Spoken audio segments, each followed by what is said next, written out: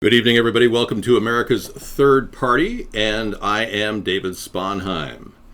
This is Wasteful Wednesday. Welcome to the show, everyone. Yes, indeed, this is the beginning of another long discussion about government waste, budgetary excesses under the Obama administration. Let me just remind you that he has overspent $8 trillion. This is a man who claimed he wanted to get rid of $2.3 trillion in waste and never cut more than $20 billion. We have an incredibly stupid president who has lied to the American people and gotten around the ultimate deception, the Obama deception, which is to support the New World Order and his handlers and waste yet another 7 going on 8 years of the American taxpayers' dollars and time. So we have a wasted 7 going on 8 years under Obama, a wasted 8 years under Bush, 2 wars we're still involved in, Hillary and Bernie and Donald all supporting more war, and no real rational choice left in politics. So I'm asking everybody to write my name in the upcoming election. I know that sounds like a long shot, but it is the only way. We have virtually an American population that is 99% literate that can spell my name, so why can't we all just use the write-in feature and knock the two parties on their ass in this election? That's what I'm hoping we can do. Oh yeah, Obama has handlers. Obama hasn't said an authentic thing his entire time as president. Well, excuse me. He did say one thing. One day, a long time ago, I think it was 2010, he was asked, while the teleprompter wasn't rolling, he was asked, should the government create jobs? And he looked around and he didn't see a teleprompter. And he was like, well, let's be clear. The government is not responsible for creating jobs. Well, how the hell did he plan on getting a stimulus package to translate into a New Deal style rebuild to our economy if the government wasn't going to get involved in creating jobs? Now, I don't want the government breathing down the neck of businesses. I want lower regulations.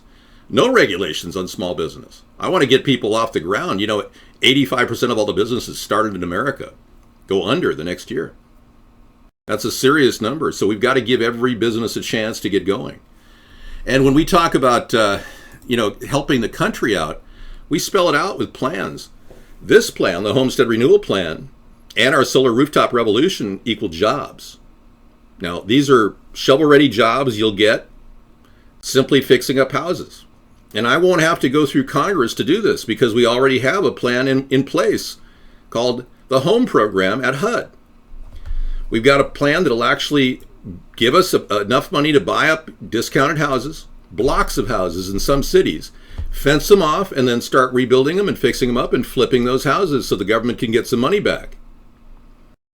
Well, you can hear about it every week because it's a central plan to our rebuilding of America. Unlike Trump and Hillary and Bernie, they don't have any plans. And this is just one of our plans. I've got other plans to generate jobs, like this vertical windmill idea, that when it uses the 5-mile-per-hour winds that blow everywhere, and all the electric poles we can find, and the unit only costs $1,000 installed, people will have jobs installing them, building these things, and will be able to generate a backbone of electricity that'll continually run no matter what, even if an EMP were to hit this country, like an electromagnetic pulse. My promise to Americans is to clean our environment. Truly, clean our environment and stop the incredible waste in our budget. That's my promise. The future has got to be efficient.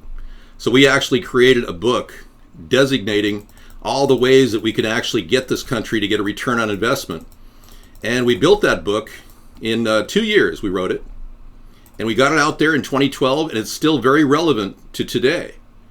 And it's available right now for a 99-cent download on our website, AmericasThirdParty.com. Go to the center button. It says Store and click on it. And you can download that on Kindle. Or you can buy the paperback edition. Either way. There is lots of wind out there. And if there's no wind, they don't work, but mostly wind will work. See, most big turbines they take literally 13 mile-per-hour winds to work. Those Savonius windmills will work with only 5-mile-per-hour winds, which is a big difference. And there's ways of making $1,000 back on the electricity generated from them in 1 year. So, I mean, in 1 year, they pay for themselves and they have a 50-year lifespan. Okay, so we're going to take a look at what's happening in Southern California. Speaking of energy, Southern California braces for summer blackouts, okay, due to the Porter Ranch gas leak. And I was going to read this story that came in from Scissor Fight earlier. Thank you, Scissor Fight. No, the police didn't call me before they go to my house. No. They set up a perimeter 7 months ago and I was swatted. And they even had my phone number on file. It's a big problem. I'm glad you mentioned it. But I also want to reduce the size of the police state. Don't forget that. Get the government off of our ass, essentially. Stop these traffic cops with their speed guns. They're wasting your tax dollars. They're costing our economy dearly. Most people pay, a lot of money for traffic tickets every year. It's hurting us. There's no harm done when you go 5 miles per hour of a speed limit. Okay, let's take a look at this.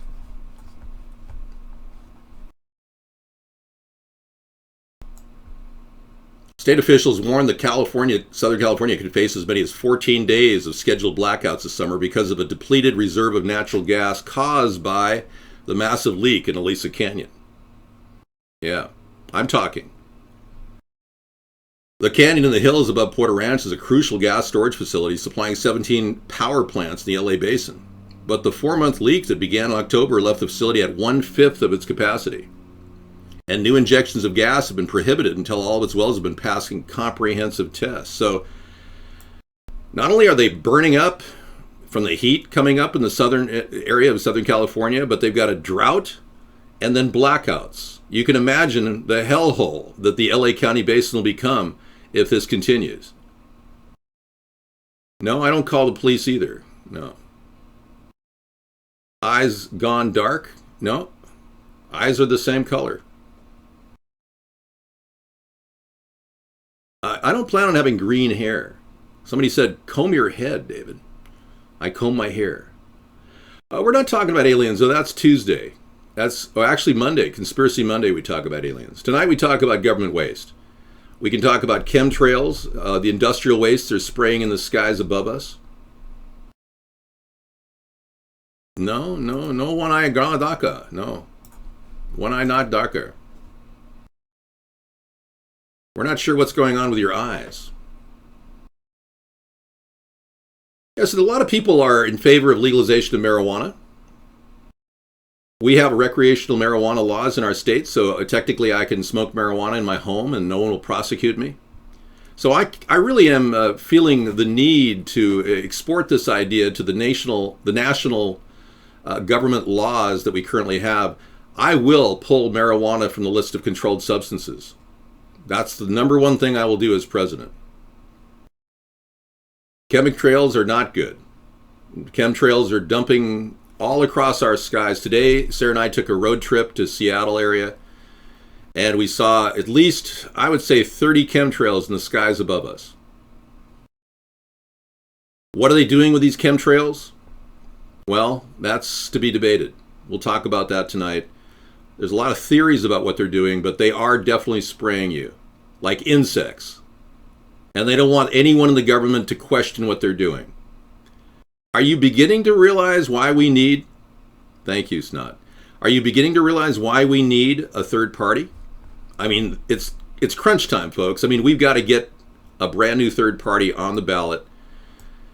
Or try, if you can't get me on the ballot in your state, by going to our website and clicking the old site button and going to your state, simply write my name in. All right? Thank you. I will not allow chemtrails as president. I will arrest all of the chemtrail pilots. We will ground the planes. And I'm going to give every one of the pilots an interrogation. We're going to find out who's paying their bills. We're going to find out who's behind this chemtrailing around the country. And we're going to stop it.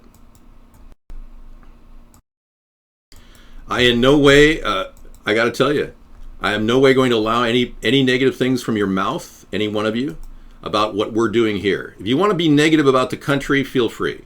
But if you want to demoralize me, you're only acting like a minion of the New World Order. They've trained you to be demoralized and to demoralize people around you. Hello, Dave. My name is Wu Fu Kumyong from Japan, and I watch you. Hello, Wee Fu Kumyong. Excellent. Thank you for watching me. A lot of you in Japan are watching me. A lot of Australians are watching me now. A lot of New Zealanders are watching me. And I really appreciate the global audience. I have been censored in my own country for 7 years. The real question is, how can this nation of America be so stupid as to censor their own people and get away with it? How is this nation so mindless that they're allowing our leaders to start wars around the world? My hair looks pretty good, I know, yeah. I took a road trip today, so you'll have to excuse me. Seems to be a big problem for you. A lot of the hair people are in the room every night talking about my hair. It's amazing. Mr. Anderson. They did steal my signs, you're right. I ran a local election in which I got 4,200 plus votes. I'm not a neoliberal, I'm a centrist. Again, you're not even getting your information right. Thank you. I left the Democratic Party because I support some of the theories of fiscal conservatives in the Tea Party. I like the idea of cutting back on expenditures, especially on wasteful expenditures on unnecessary things.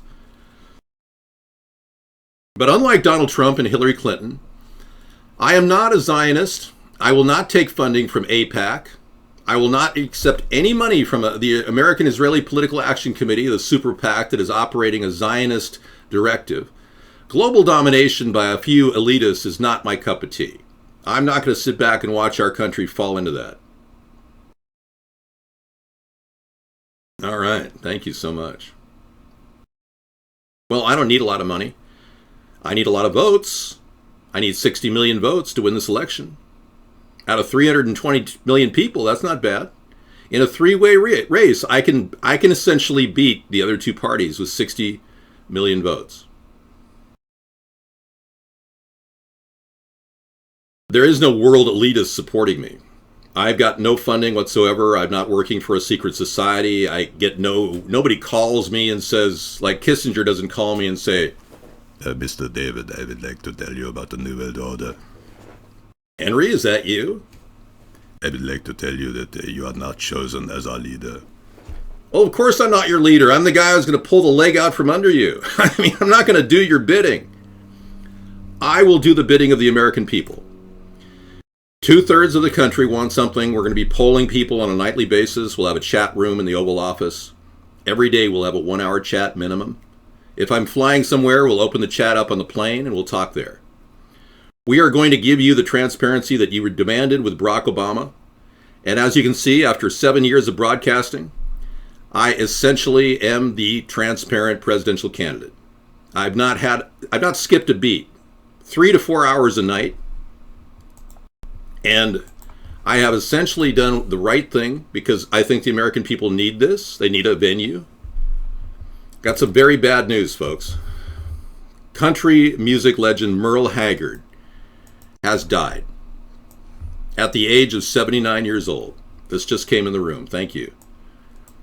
Merle Haggard, the country music legend, has passed away.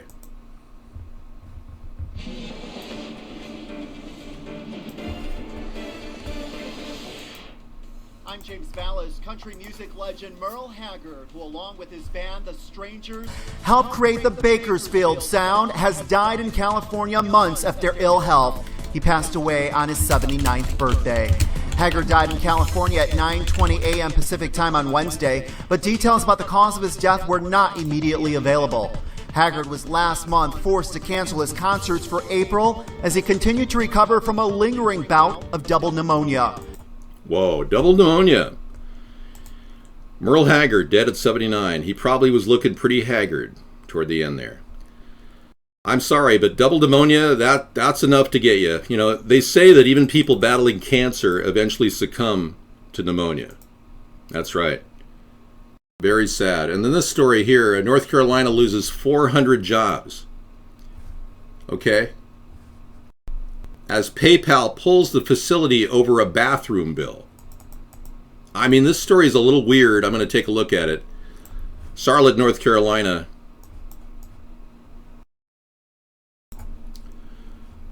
The bathroom bill just cost the state 400 future jobs. PayPal has canceled its plans to open a new global operations center in Charlotte, North Carolina, following passage of a North Carolina law that prevents cities from creating non-discrimination policies based on gender identity. It also mandates that students in state schools use the bathroom that corresponds with their gender when they were born. So, PayPal is pulling their company out, and they lose 400 jobs. All right.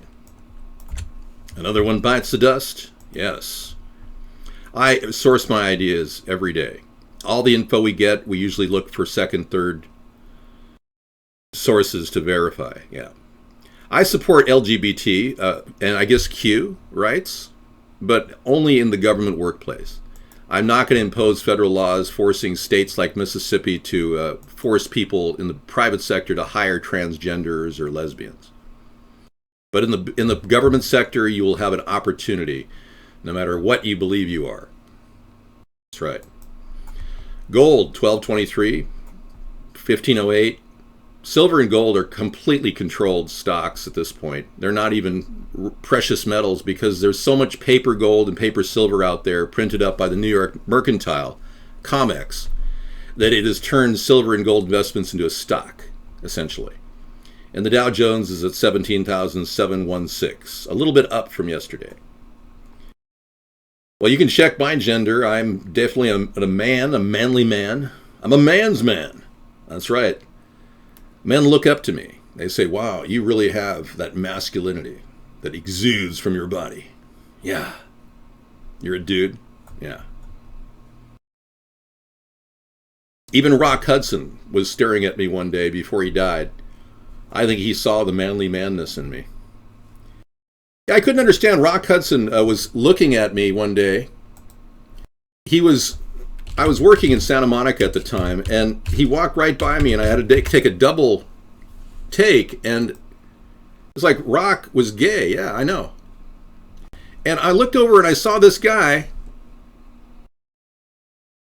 staring at me, and he looked just like this. It was like, Rock, is that you? And he was like staring at me going. So yeah, obviously he found the masculinity in me. He never touched me, no. He didn't touch me. He was with his boyfriend who collected all that palimony money. I'm a heterosexual man, so when other men look at me, I get a little weirded out. It's just kind of a natural response. It's like, could you please stop looking at my ass? Thank you. No, I'm not gay, man. You got me wrong. Your gaydar is so screwed up, you probably voted for Barack Obama. Yeah. Let me show you a picture of the gay Obama. I think we all have a right to know that our president is a homosexual and he's married to a transgender. I mean, it's time for everybody in the White House to come out of the closet. I think it's time. We've had enough of this two-facedness.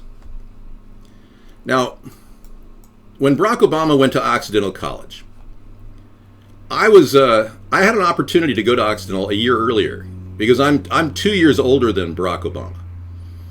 And I turned it down because I couldn't afford to go to Occidental College. I was a victim of affirmative action.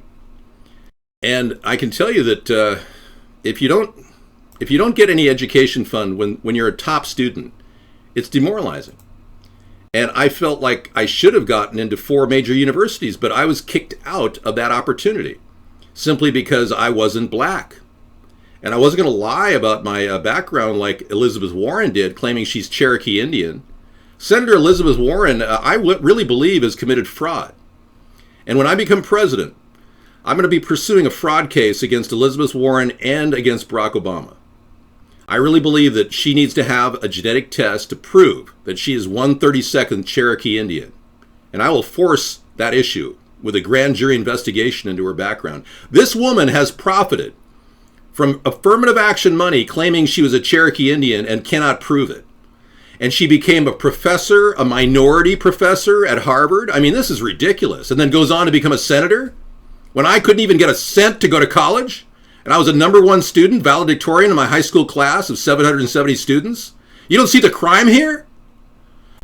If you are in a country like Norway and Finland, they will pay for your education. Yeah. So our country basically turned a blind eye to what I was doing. And now we have virtually no opportunity for a lot of Americans, Caucasian Americans, that are sitting there going, well, I don't have any money to go to college. I don't have any money to go to college. I don't have any money to go to college. I don't know. So if you're wondering about what we're going to do with affirmative action, we're going to reverse the action of affirmative action by simply doubling the Pell Grants and making sure that everybody, no matter what your color, will be able to get to college education if you qualify with a low income. And if you don't have a low income and your parents aren't going to pay your way, like I face with my mother not paying for my education, even though the state said she should have, I essentially will make it so that if you are 21, not 25, you'll be able to be an independent and be financially independent and apply for Pell Grants that way. There's got to be a way. You know, those first 3 years of your education right after high school are essential. If you don't get an education right out of high school within 3 years, you're going to drop out of any opportunity to get an education beyond high school. And I really think we need to help people during those critical years. You know, it's not easy. The emotional transition to adulthood. All right. Thank you for liking my hair.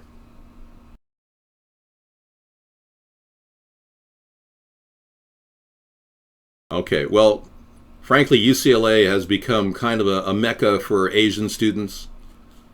They lowered the SAT standards so far down that anyone who can't speak English can get into UCLA.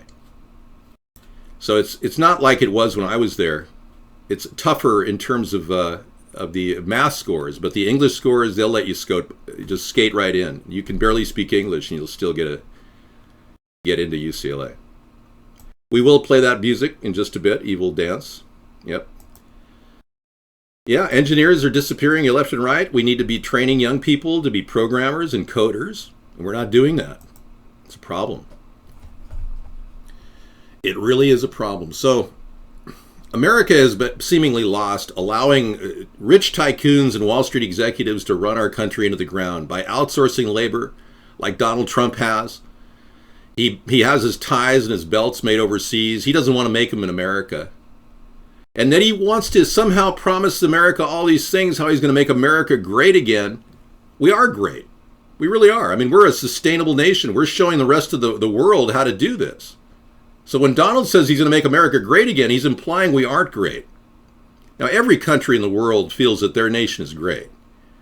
And there's no reason why a presidential candidate would be demoralizing the American people unless he was working for the elitists. Well, stands to reason. He's an elitist, so he's working for the elitists, right? I mean, simple logic tells you he's a 1%er. He's going to help the 1%ers. They're not going to help us. But then you got this raging commie socialist Bernie. Oh my God. He wants to literally tax the country another $15 trillion to finance jobs that he doesn't even know what they'll do or what kind of jobs. And all the while he's driving, get this, he's driving an R8, Audi R8, $175,000 car, which is completely opposite to what you would think a socialist would do. Well, you see, socialists are all about completely capitalizing on your money. Well, you become a better coder.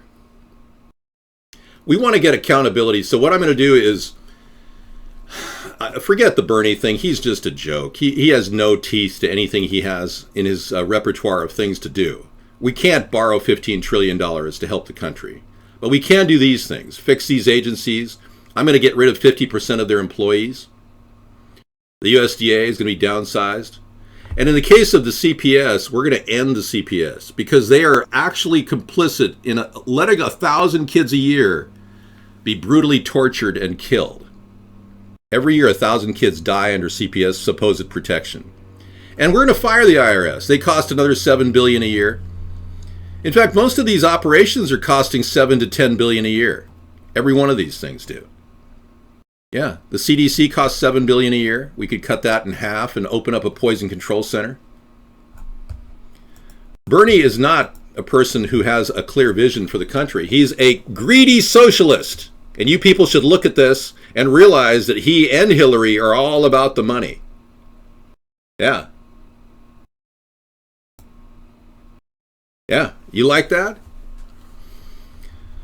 The taxes are actually going to be so simple with our flat tax program that we'll be able to collect taxes automatically with a computer.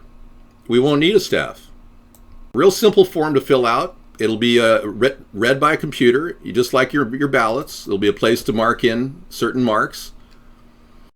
Every single business, individual, and corporation will all fill out the same tax form.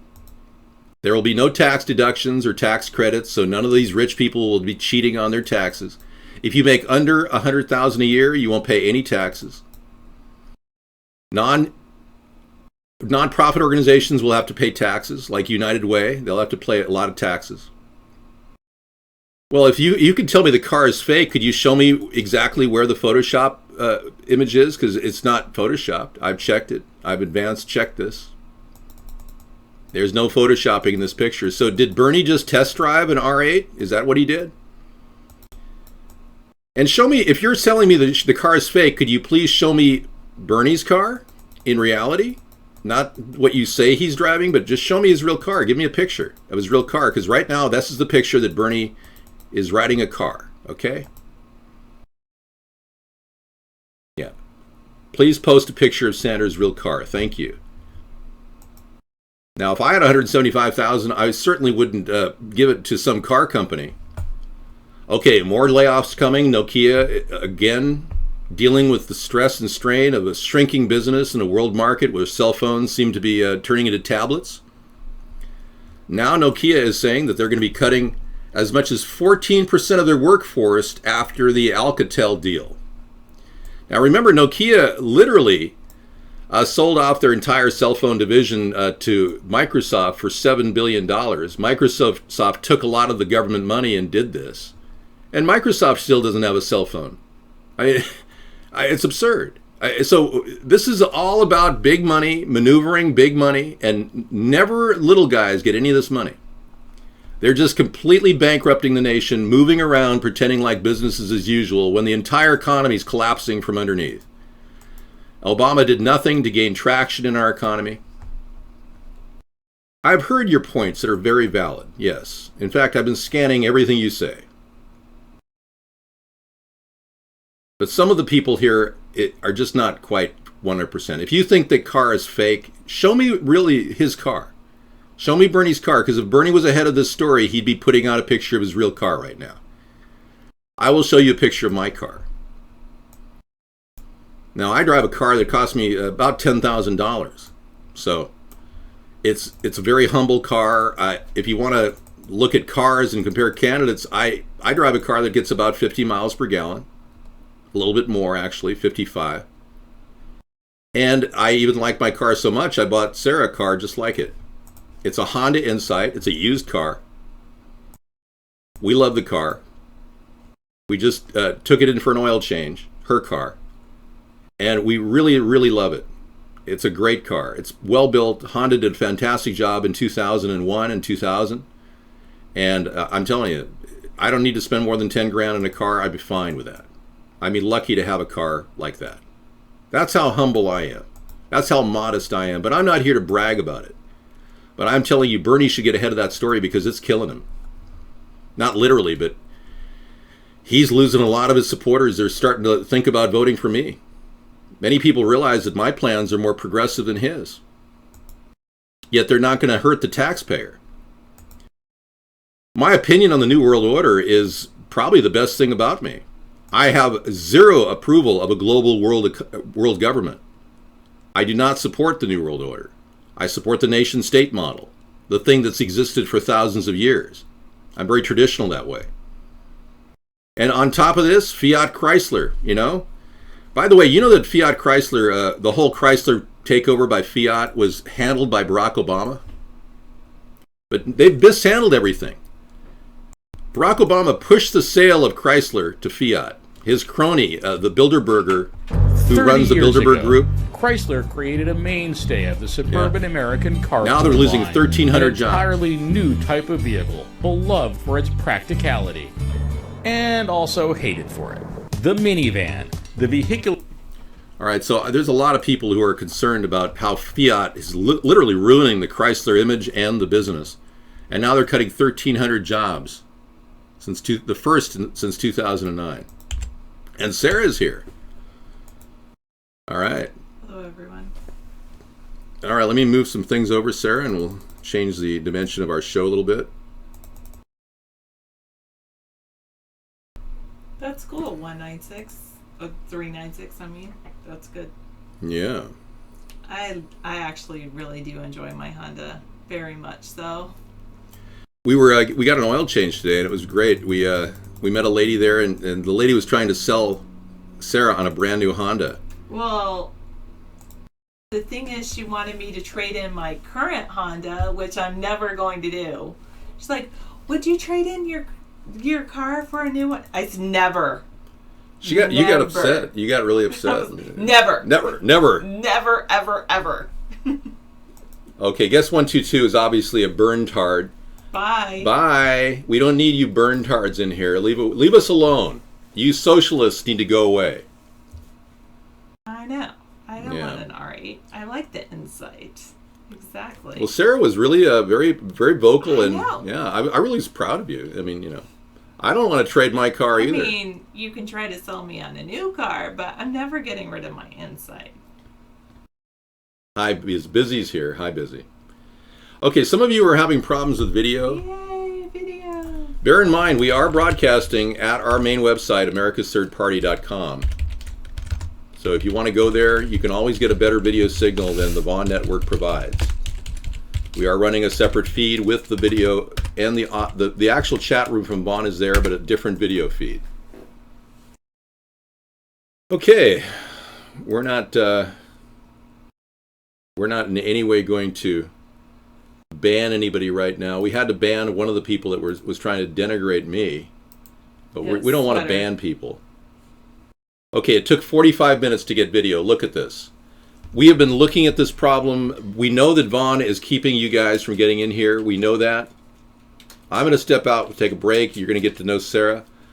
But I can't control what Vaughn's doing. But we are looking at alternative broadcast sectors to actually push this message out and talk to the American people. So we upload our videos every day to YouTube on a daily basis. If you want to catch last night's show, you can go to AmericasThirdParty.com. And we're doing the best we can to bypass this Vaughn censorship that we've incurred. And it's ironic, we brought thousands of people to Vaughn, and in response, he's basically censoring us. Okay? All right, this is pretty sad.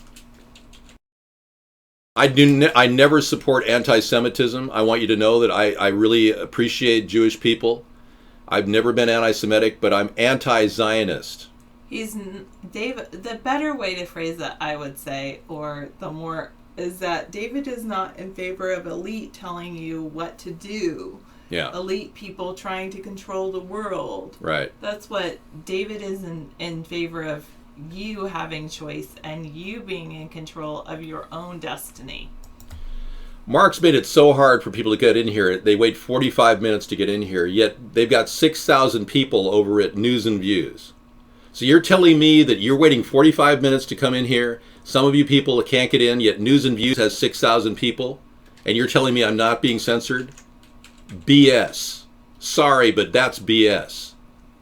We are being censored here, and I've been censored in the mainstream media for years, so it doesn't surprise me that they're trying to shut me down when the world wants to hear what we have to say.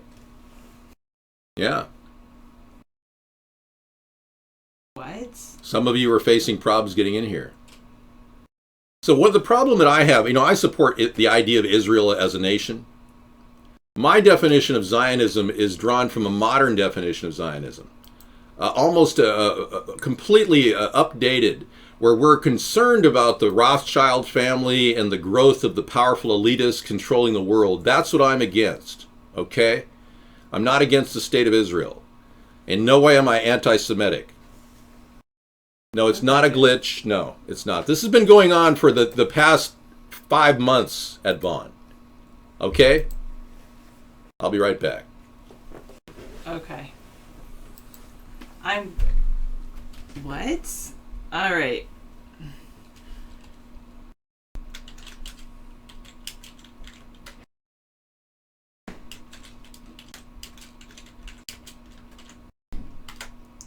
Okay. Hello to Pexate. Tate. I guess you should be able to hear it. See us now. I don't think Israel does need US money anymore. That's what I would say. I have a great relationship with David. I'm a very great people person. I have a great personality. I get along with almost everybody.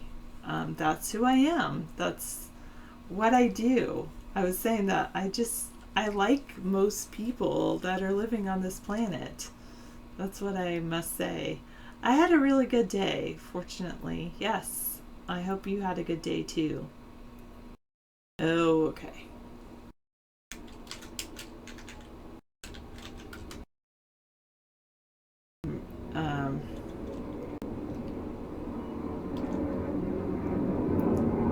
Supposedly the number of people that come into our room, 162, by saying video servers at capacity, and if you want to sign up for VIP, then you won't get the message that video servers are at capacity. Something like that.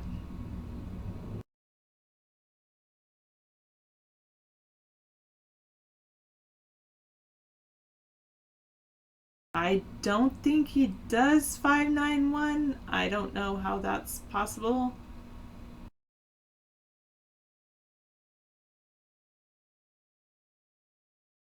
I'm not saying anything. 407.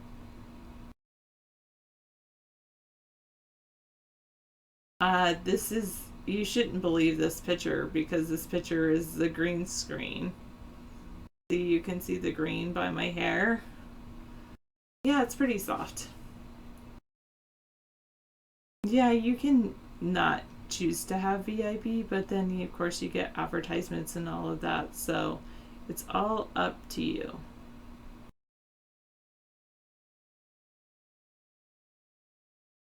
I don't know what you're saying, chaotic. I am not trying to throw some hands. What are you saying? I have no idea what you're saying. 50 ways to eat from your pantry when you have no money for groceries. If you have the items that they're talking about in your pantry. Well, it's brownish red. I have some red. My mom was a redhead. My dad was a very, very dark brown, and so it almost looks black. My dad's hair is so brown, dark brown, and so then this is my hair. 50 ways to eat from your pantry when you have no money for groceries. If you have a well-stocked prepper's pantry, you have less thing to worry about. So what you should have: dried grains, baking supplies, meat and produce for the freezer, emergency food buckets stocked with full meals, canned goods like meat, soup, fruits, and vegetables, either home can or powdered milk. That's pretty cool.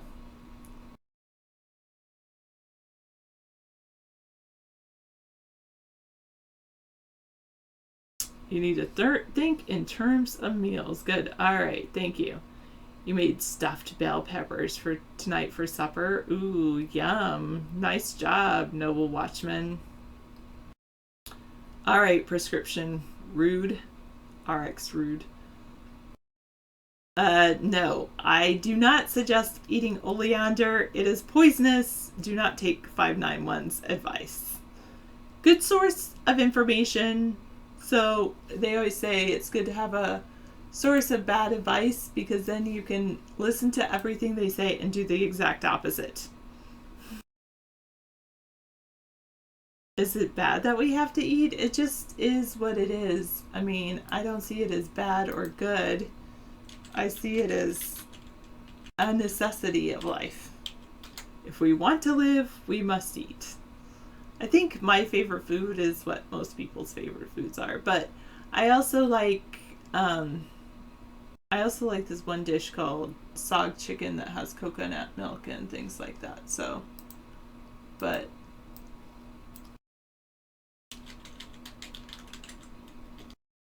you've been finishing a 2-liter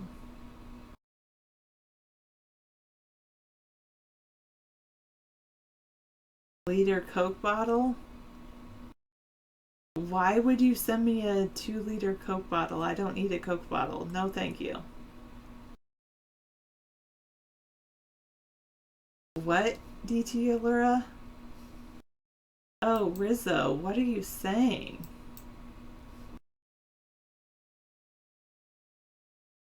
Yeah, it's just a fact of life, though. Hello, freeze time.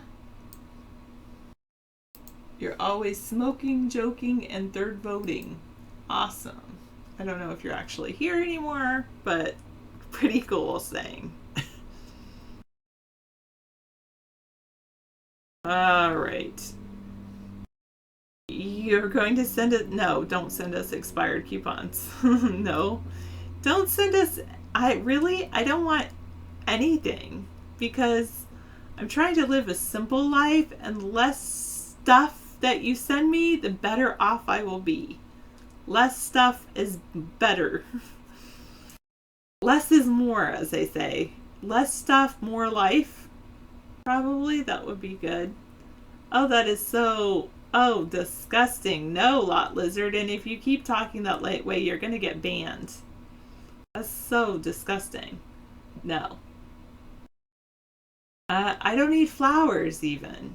The thought's nice, but then it's just going to add to my compost pile.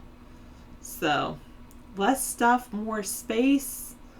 Less stuff, clear mind. I like less stuff. That's what I would say. Oh, thank you for letting me know that 166. I appreciate that. I don't know who he is, 115. I know who Sponheim is, and that's it. That's what I know. No, thank you. I don't need a cow's head. I don't need any of that stuff. Nothing that you say. Oh, good. I appreciate that. No, I don't know what to say to that. What's that idea, 646? I don't agree with that. I agree each person should make their own way through life. Well, please don't call David names. I'm going to purge you for that. David can believe what he wants to believe. Thank you. I don't believe everything David believes, I'll say that much, but David can believe what he wants to believe. Well, you can be worried, but there's nothing to worry about. You can send letters of recommendation. I don't think he has anything against that letter jacket.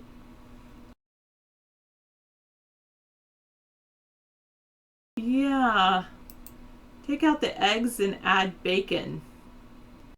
Salty dog. And then you would have a American type sandwich. Федюш, ты куда пошел, Федюш? Федюш, куда? Ты в сарай пошел? А зачем тебе туда, Федь? Кур пошел смотреть? А, коз. Нюру. So, what is that? Something about, what was that, Sister Fight? Oh, you just found it funny. Alright. I'm not a big baked beans fan, though. You need, what?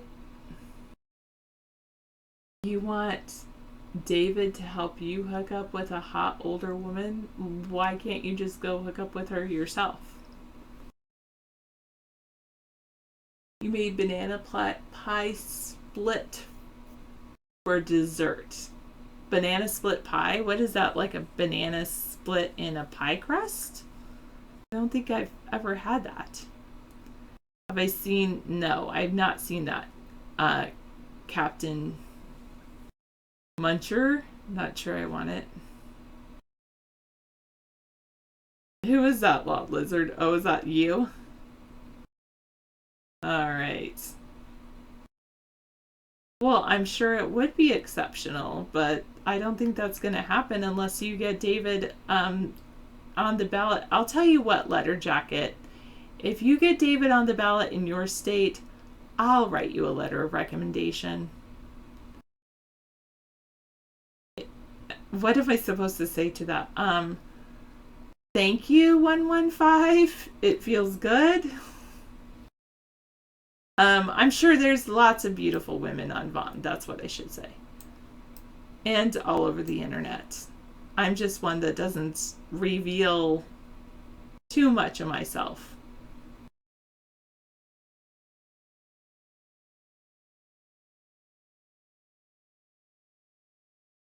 Yeah, some people don't have to work. And that's pretty cool. All right. Challenge accepted. What state are you in, Letter Jacket?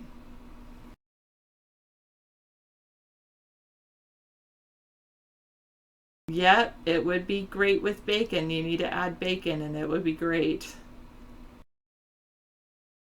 Wow.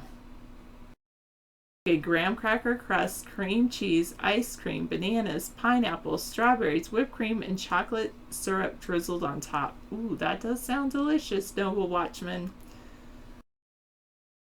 I'm very humble. Some people respect me. Not tarts on here, you know. I don't.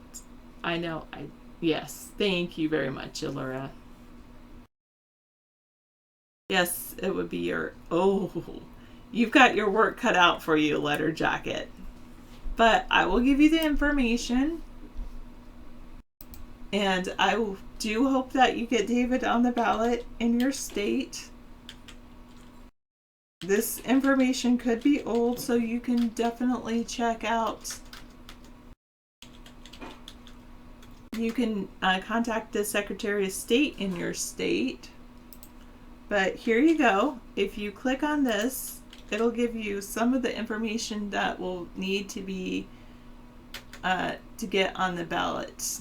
So you can I even have an old petition on there, and you can just make sure that it's still usable. That I believe that petition was from 2012. So for 2016, I have a petition you can download, and you can start collecting signatures immediately.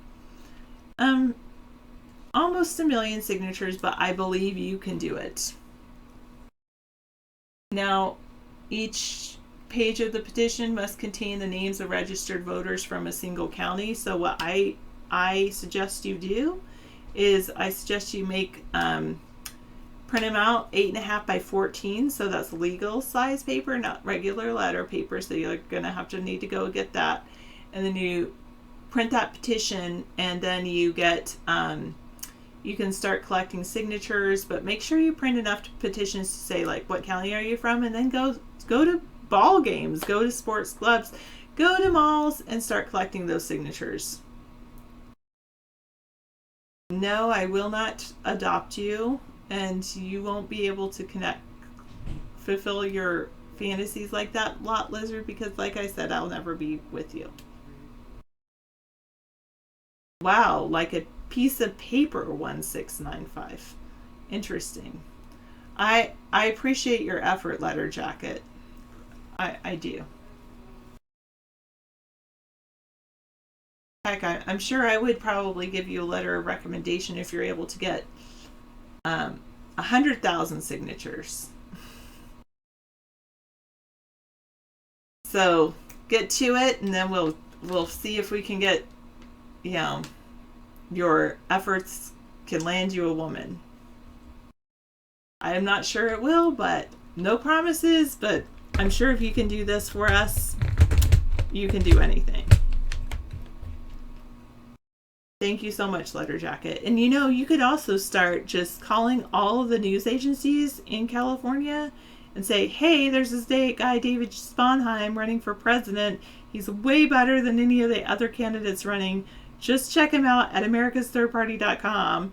And, then that could get us ballot access in California.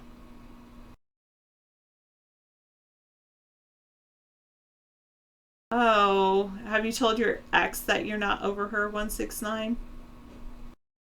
No, Lot Lizard, that never happened.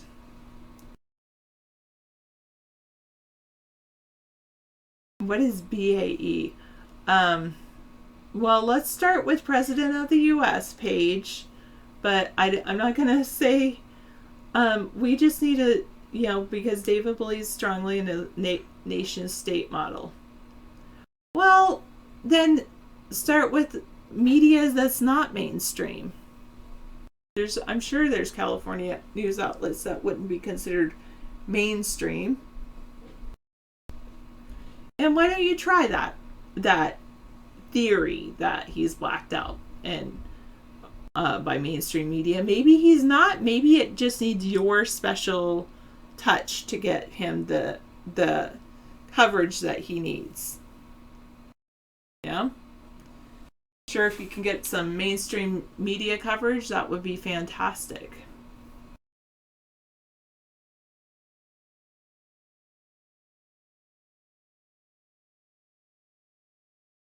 Oh, I'm sure you could 122, except Quebec is not in America, so we're not looking for that right now. Thank you though, but you can contact all of your friends across the border in the U.S. Oh, I'm sorry. 591.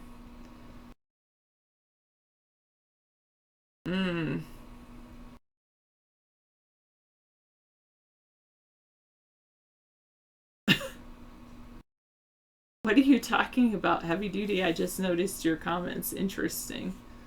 Alright, going back to this other live stream. Nothing there yet. Alright, going to check out the news.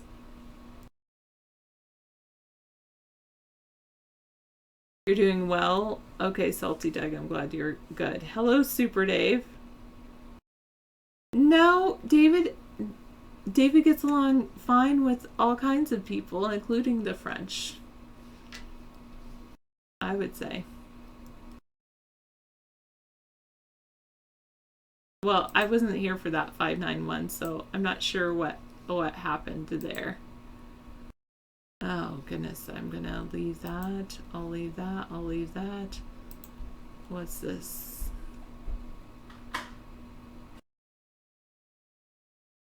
Oh, I hate that site. I'm closing out of it. Yeah, it's pretty interesting. All right. Green sea turtles of Florida and Mexico are no longer endangered. That's nice to know, especially after one of the sea turtles in the Galapagos Islands went extinct, but that was on one of the islands, not all Galapagos Islands. Sea turtles. You were working in the oil fields at age 19. Your wife was going to LVN school. You just happened to meet 38 years ago. How cool.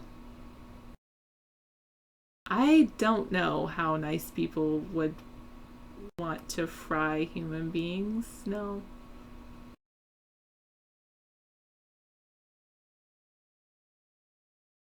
You have 2 sons, 4 grandchildren, and 38 years later. Congratulations, Noble Watchman. That is a very great accomplishment. Oh, you're saying that you think I want to fry human beings because I want a lethal electric fence.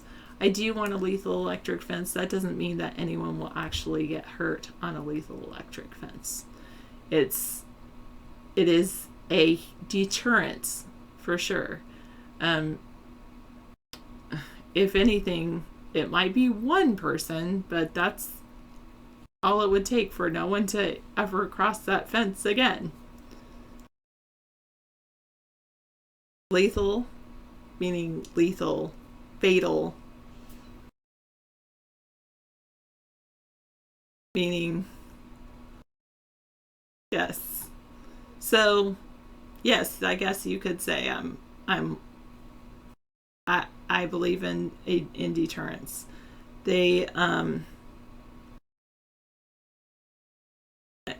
no one has to actually touch a lethal electric fence, and no one actually has to die from a lethal electric fence. It's a deterrence.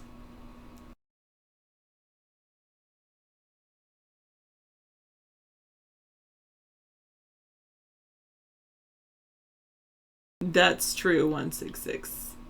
Yes. All right.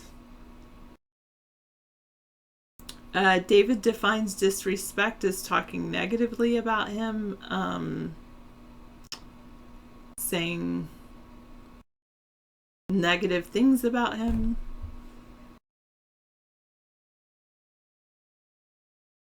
David has never cooked roadkill. No, I think that the thing with any children that are born in the U.S. to a non-U.S.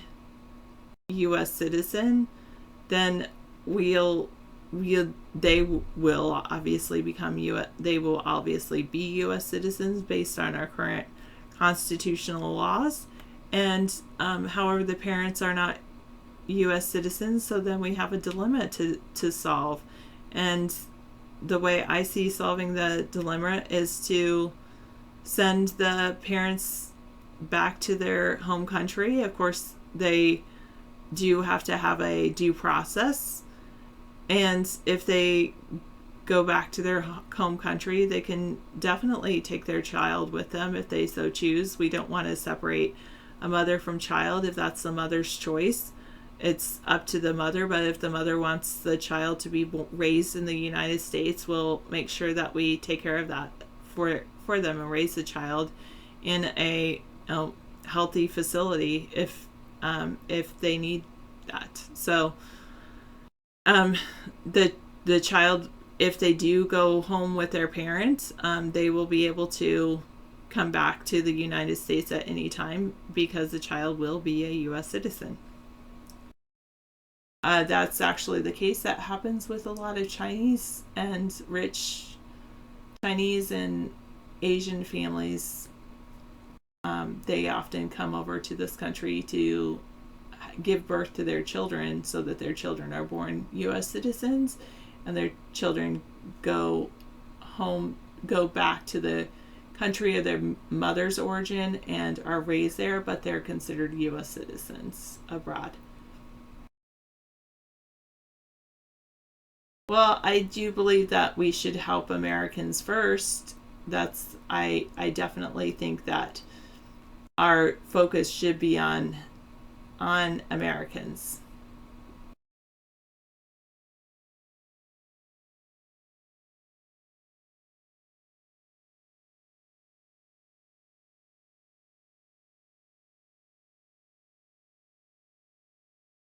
So Obama wants to bail Cuba out of debt, even though we should focus on the debt we are in ourselves. I think that the entire debt issue is more about political control and power by very powerful organizations rather than an actual monetary issue anymore. I think that our monetary system is kind of built on a false premise, and that it's all about political control. So I would be, if I were Cuba, I would be a little bit hesitant to take the relief that the United States is offering so generously. Be suspicious.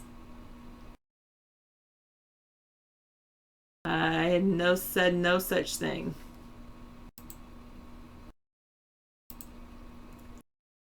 Thank you.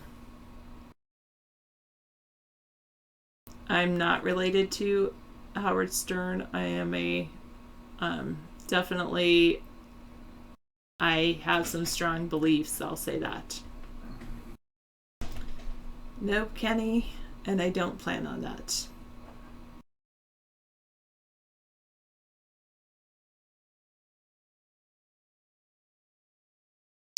Yes, Geist, I am the person you remember from Blog TV days. We've been doing this ever since you've gone and come back. We've been doing this consistently. It's almost like a full-time avocation.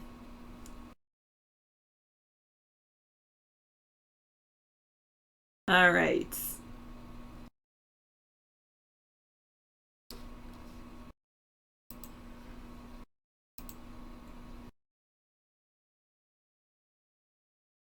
No? All right. Do I think that Muslim Americans are being unfairly persecuted? Sometimes it does seem like Muslim Americans are, yes, I'll say yes. Sometimes it does seem that way.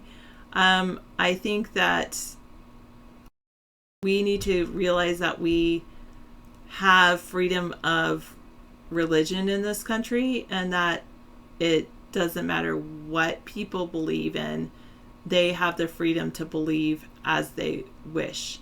Now, when it comes to legal issues, we do have laws in this country, and people's beliefs cannot violate our laws in this country.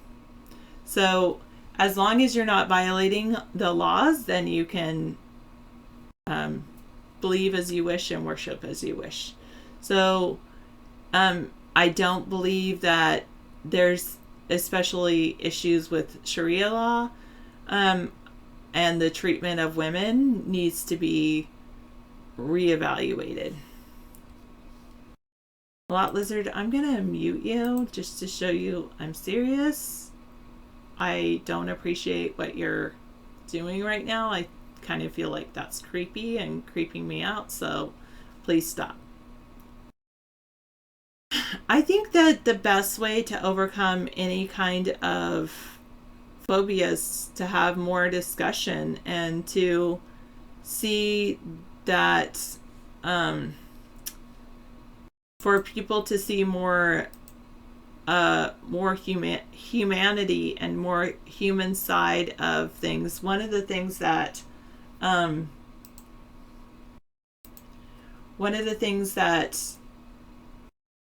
I remember going to a foreign exchange meeting. I never was a foreign exchange student. I was very good friends with foreign exchange students. But this one organization said they had formed right after World War II. And the reason they formed is because they saw they helped actually clean up the dead bodies after World War II. And they believe that one of the ways to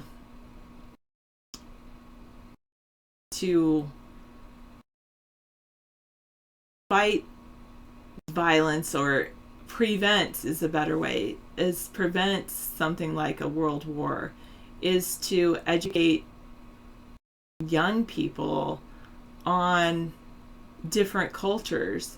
And I think that would actually be very good to even internally, and not having students go to different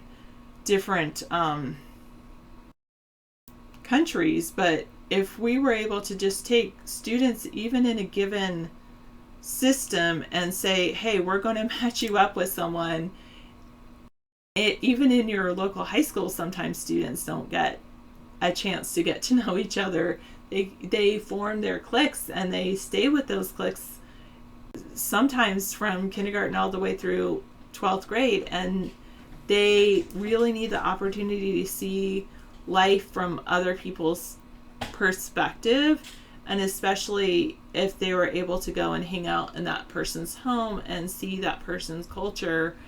I think that would be eye-opening and awakening, and I think that's one of the ways to help people understand different cultures and understand that all the people on this planet, we're just people, and we might have different things that make us unique, but we have a lot more in common than might originally meet the eye. And I think that we need to encourage people to meet with people that are not like them and get to know them so that they can see a different perspective. Yep, exactly. It's very sad because, yes, you're right, guys, is that it so often it's in the name of religion and ideology, and really, it's sad to think that an American general said, "Oh, this enemy of ours, they don't mourn like us," and it's that creation of us versus them, and creating this separation that leads to violence. And so I believe that in order to lead to peace, which is what I would really like to see, is that we need to talk to one another and encourage each other to talk to one another so that we can realize that we're all human. We're all connected. We're all very, very similar.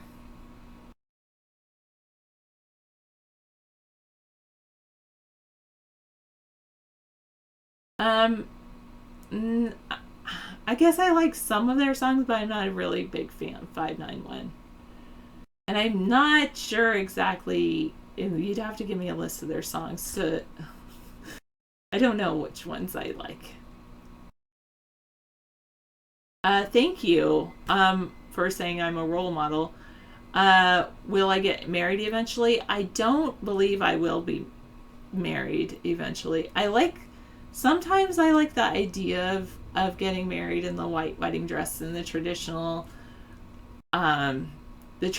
ceremony, because I am a very traditional person. When I say I'm a traditional person, I'm a very loyal person. I'm monogamous. I believe in monogamy. I'm dedicated to being with David for life. I don't believe I'll be actually married legally ever, because I don't believe that the government should be involved in people's personal relationships. I believe marriage is more about an emotion, and maybe not always an emotional connection, but I do believe marriage starts with an emotional connection and a big connection with that person.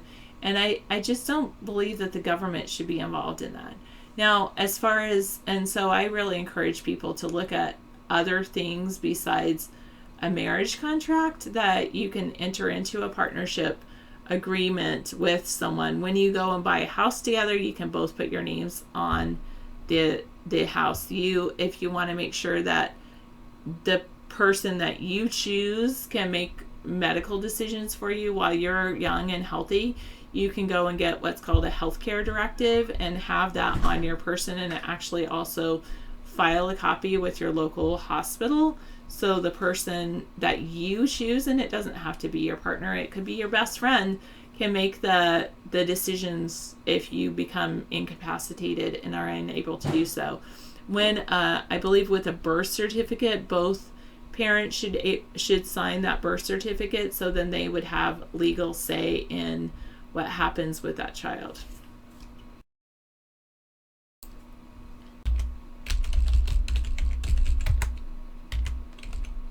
So I think that there's a lot more legal issues that you can do. Yep. I don't think I would, Super Dave, and it's not that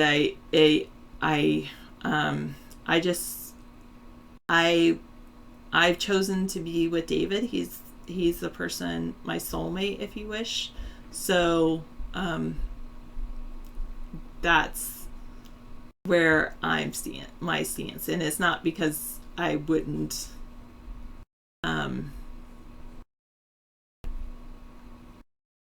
but I actually have chosen not to have children. Can you get here it is. Thank you. All right, so I changed my shirt, got dressed, and now I can hang out. Well, I was doing some work outside. It's pretty light out, Required sunshades. It was so pretty today. There should not be a birth certificate or a marriage license. I'm okay with the birth certificate. Yeah.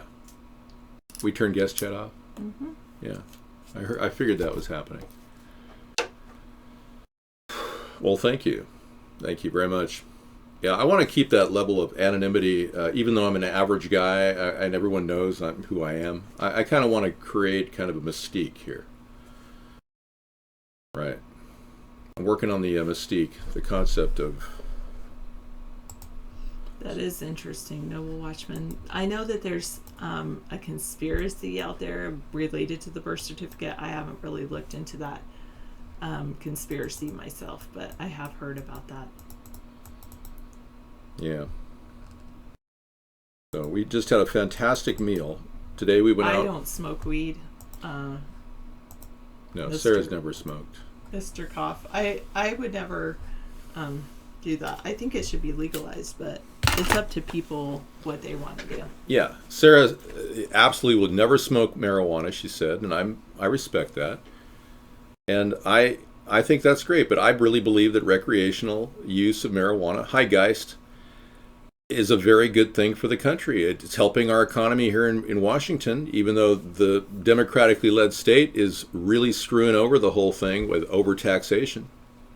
They got 50% taxes on marijuana in our area. It's crazy. The people, hey there, hi. The people don't even know what to do with all the revenue they have to pay. I look at all the people that are selling it, recreational providers, and they're moving product. You see people going in there, out there all the time, but they barely make a few bucks. It's almost to the point where these people would probably, consider selling in the black market. It's like Washington doesn't understand business. The democratically led state legislature is completely lost when it comes to making money. Understanding the very basics of business is you provide your customers good value. Taxes destroys people. In fact, in 1936, the Supreme Court said to tax is to destroy, in a case involving agricultural taxes on farmers. And the Supreme Court ruled to tax is to destroy. So they're trying to destroy with too much taxes. I think a 15% tax would be enough, but 50%? So we believe that legalization of marijuana is key in our country. And it's one of the things I'm predicating this race on. I believe 58% of the country, the polls that have been taken, show that they want legalization of recreational use. Plus, our country's wasting $26 billion a year. $26 billion a year for the interdiction of marijuana. What did you guys have for dinner? Pilkins, thank you. We went to a buffet, and it's the best buffet in town, in our area, I should say. And it was incredible. Coho salmon, some of the best salmon I think I've ever had. And then really good, tender cod. And of course, roast beef that you could cut with a fork. It was so tender. I couldn't believe it. It's like, yes, this is why we came here. And it's not that affordable. Unless you consider $15 a piece affordable. Most people can't afford $15 for dinner. But we treat ourselves once in a great while to a nice meal. Now, the Golden Corral is a little cheaper. It's like $12.99. I love my salmon. Yeah, I very rarely eat salmon now because of, the fact that it is so costly. Okay, the 20 biggest cancer lies you've been brainwashed to believe by the criminal fraudsters who run for the profit cancer industry. Let's take a look at that. Natural News has got great stuff. We've been featuring their links quite a bit in our show. I don't know, Jacket Pockets. That's a tough philosophical question. Yeah. So these are the stories about the lies about cancer. When you look at government waste, the healthcare sector is draining our government big time. Medicaid fraud everywhere. Medicare fraud still sucking $600 billion a year out of our budget. It's like it's almost as bad as the military. But when you combine Medicaid, Medicare, and welfare, it's actually worse than the military. The military is costing our country nearly $1 trillion a year. It should be $500 billion. But Obama couldn't keep that under control because he's not a leader. He's just doing what he's told. Whatever the teleprompter tells him to do, he does. Whoever his handlers are, they make the decisions for Obama. And don't think for a second Obama's the bad guy. He is one of the bad guys. Okay. All right. You've been taught all sorts of lies about cancer by the cancer profiteers, the institutions, cancer doctors, oncology centers, and chemotherapy drug makers who profit from cancer. But in order to keep their profits flowing, they have to keep you in the dark about cancer truths, how it originates, how it can be prevented, and how it can be reversed. If you or a loved one have been diagnosed with cancer, or even suspect you might have cancer, it's crucial to learn how the for-profit industry, cancer industry, has been lying to you. So they talk about all the different things. They scare you to believe you have a false positive diagnosis. They make you think you have to get a second and third opinion. And you also have to maintain a very strong position on, thank you. There we go. And that one too. You have to have a strong position on holistic health, whole body health. If you don't do the whole body health thing, you will eventually face massive amounts of what could be a backlash. Your body is designed to heal itself. And since if you're not healing yourself using the mind-body connection, you're essentially losing a tremendous amount of opportunities to fix your ailments. Like I was checking out this dental solution that somebody came in, IFN. IFN, if you guys have hooked up with IFN. IFN is an interesting guy. He talks about a holistic way of keeping your teeth without having to have root canals, which are expensive, like $1,200 a piece. And one of the things that I think people don't realize is there is a root going through your mouth. There's blood going in there. It's bringing all kinds of calcium in there to rebuild your teeth and keep them healthy. So your teeth are actually living parts of your body, and you listen to the dental people and they're like, well, we're going to have to cut that out.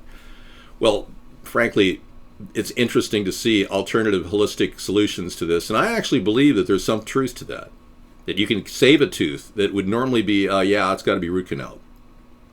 I've had 3 root canals. Yeah, how do you like them apples? And they're fun. It's amazing the work that these people do. It's very exact. They go in there with precision and make drills. It's pretty interesting. But it's like $1,100 now per tooth. It's really expensive to save your teeth. Yeah. So many people who want to, basically waste money on your teeth, you could easily, go for that. But bear in mind, there's a situation on our hands in America where you're going to get robbed when you go to the doctor. You are going to get robbed. Jester, you're not going to be able to post Trump stuff here. Yeah, we don't support Trump. He's in the 1%er and he's part of the New World Order. So try to minimize your love of Trump here. We talk about the issues. We don't brag about our money because we're not rich here. We are average Americans. Bernie Sanders sucks. He is a socialist who is a Marxist who wants to suck money out of all of our tax dollars. To tax is to destroy. Remember that. I'm against excessive taxation. Now, Donald Trump's 1, 5, 10, 15 plan is ridiculous. He tried to mimic my 10% tax on income over $100,000, but he couldn't. He wants to tax everybody. People making under $100,000 are still struggling, especially if you have a family. Especially. Individuals with $100,000 income are just hanging in there in this economy with a family. I know that. Plus, you're the ones that buy things. So we got to keep the good economy going. We can't just starve it out with excessive taxation. They once told you there'd be, it is $1,000 for deep cleaning. Yeah, all 4 quadrants. Yeah, it is $1,000. It's $250 per quadrant. That's a standard price. So dentists have a big, huge scam. We have the mobile medical unit system in our lineup, and we will be giving $50 tooth repairs at the mobile medical unit. We will have a dental staff that can do fillings for $50. If they're in the front of your teeth, it'll be cosmetic, meaning it'll be a composite. If you're afraid of the silver amalgam, then you'd have to pay extra for a replacement, but we would do that if you pay extra. So if you wanted to have a composite throughout your whole mouth, it only lasts 7 years on average, whereas silver amalgam in the back will last 26 years. So it's a big savings to go with silver amalgam. I actually went with silver amalgam. And people are saying, oh, the mercury, oh. Just open your mouth, you're breathing mercury. I mean, there's so many pollutants in our environment, it is ridiculous to think that your teeth are going to be draining into your head. Yeah, Novocaine will be included in that. We're not going to charge you for every aspirin. So the goal is to get really affordable care at the mobile medical units if you guys have barely enough to survive on. Well, the infrastructure needs to be fixed in and of itself by giving FEMA. There's desalination systems that FEMA needs to move into Flint, Michigan right now. We have the money in our budget at FEMA to clean the water in Flint, Michigan. If Obama hasn't done that, he's remiss and he's not doing his job. I would have gotten a team at FEMA to get the desalination units over there and just clean the water. They'll clean water as well, not just desalinate. Well, yeah, we're talking about dentists, people that are dental hygienists that want to upgrade to the next level. And those are the people who will be training to do the tooth repair. I know lots of dental hygienists that could easily do the work the dentist is doing. Easily. I mean, they're sitting there holding the suction device, and the dentist is going, okay, I'm going to move this over here, and yeah, we're going to go ahead and suck that out. And hand me the ultraviolet thing. Okay. So, I mean, it could be done with a hygienist and a dental assistant. I mean, literally. I mean, I'm just saying that the work of dentists is way over dramatized. And plus, their income is huge. And it's costing you dearly. Every time your mouth breaks down, like, I think I've spent about $3,000 over the past 15 years, which is not bad, but it's not good either. So, oh, she did? A dental hygienist removed your wisdom teeth for you? No kidding. I'll be darned. American tradition has a sister who removed his teeth for him. Okay, we're going to remove you from the room, Jester. Yeah. Bottom line, we don't want to listen about your socialist crap. People in here want to write in a candidate because they're not a bunch of brain-dead sheeple. We're elevating our knowledge to a higher level. You Democrats walk around, you don't ask questions. You seriously don't. You don't come up with any new ideas. None that I can think of. I mean, I don't want to, be redundant every night, but there are things you're not addressing in the Democratic Party. We have a plan where we want to bring in more teachers and have less testing. We think that's a pretty good plan for America. You don't have any plan for the kids. You just want to reinstate Obamacare. You want to reinstate the idea of no child left behind or a race to the top. We have another plan that involves just providing more teachers per student ratio and less testing. And we don't tell the states what to do. All right? We'll even offer a very generous plan for people who homeschool their kids, who don't want to vaccinate. Now, the Democrats aren't addressing the vaccination issue at all. Bernie's not addressing it. Hillary endorses forced vaccinations. She supports the GMOs in our diet. Yeah. She likes the idea of RFID chipping people. She's on record talking about it in a positive way. I'm sorry, but you guys have nothing. You got no edge to your party. It's just a lot of palabra, propagandists that are sitting in the media, fat cats smiling all the time, going, oh yes, Hillary's addressing these issues. Oh yes. And let's not forget about ISIS and jobs. But you can't spell out the jobs you're going to create. Bernie doesn't have a clue. He's just drawing from some sort of a Marxist playbook that he pulled out of some hippie concert he went to in 1975. And by the way, Bernie's been a moocher most of his life. He didn't even work till he was 40 years old. I'm not kidding. There's a testimony of a woman who said he used to steal food out of her kitchen, and she kicked the bum out, and he went next door and got more food from the other kitchen. These are eyewitness testimonies of people that knew Bernie back in the 70s. I'm not kidding you.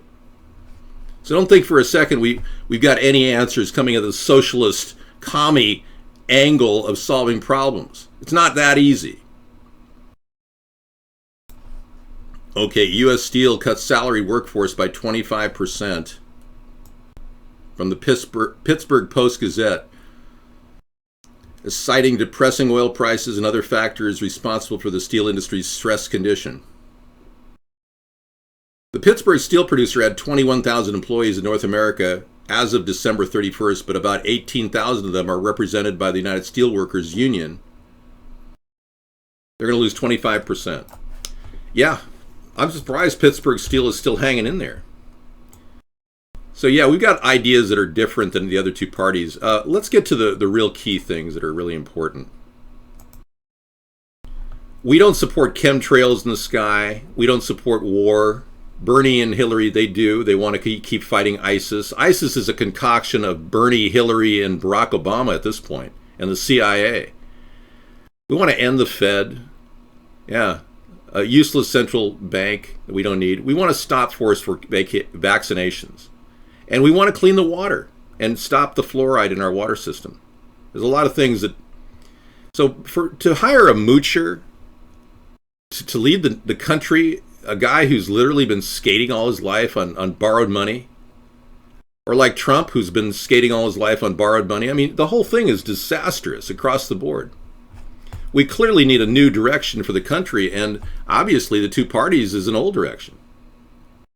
I mean, it's a simple fix, really, when you think about it. The two parties are connected at the hip with all the corporations that keep reciting their constant contracts with the government. We've got a recycled contract, military contract system that's got to be reviewed. We need auditors, forensic auditors at every sector of our nation where we're draining money. We've got Medicaid problems. We need forensic auditors in Medicaid. We need people that know how people are stealing money in Medicare and in welfare. There's a lot of welfare fraud in this country. Hi, Sir Waffles. Welcome to the show, man. So we stand above and beyond the Democrats and Republicans because we've got real ideas. And we've even written a book about our ideas, and we put it out there on our website and our store called Hybrid Capitalism. Yes.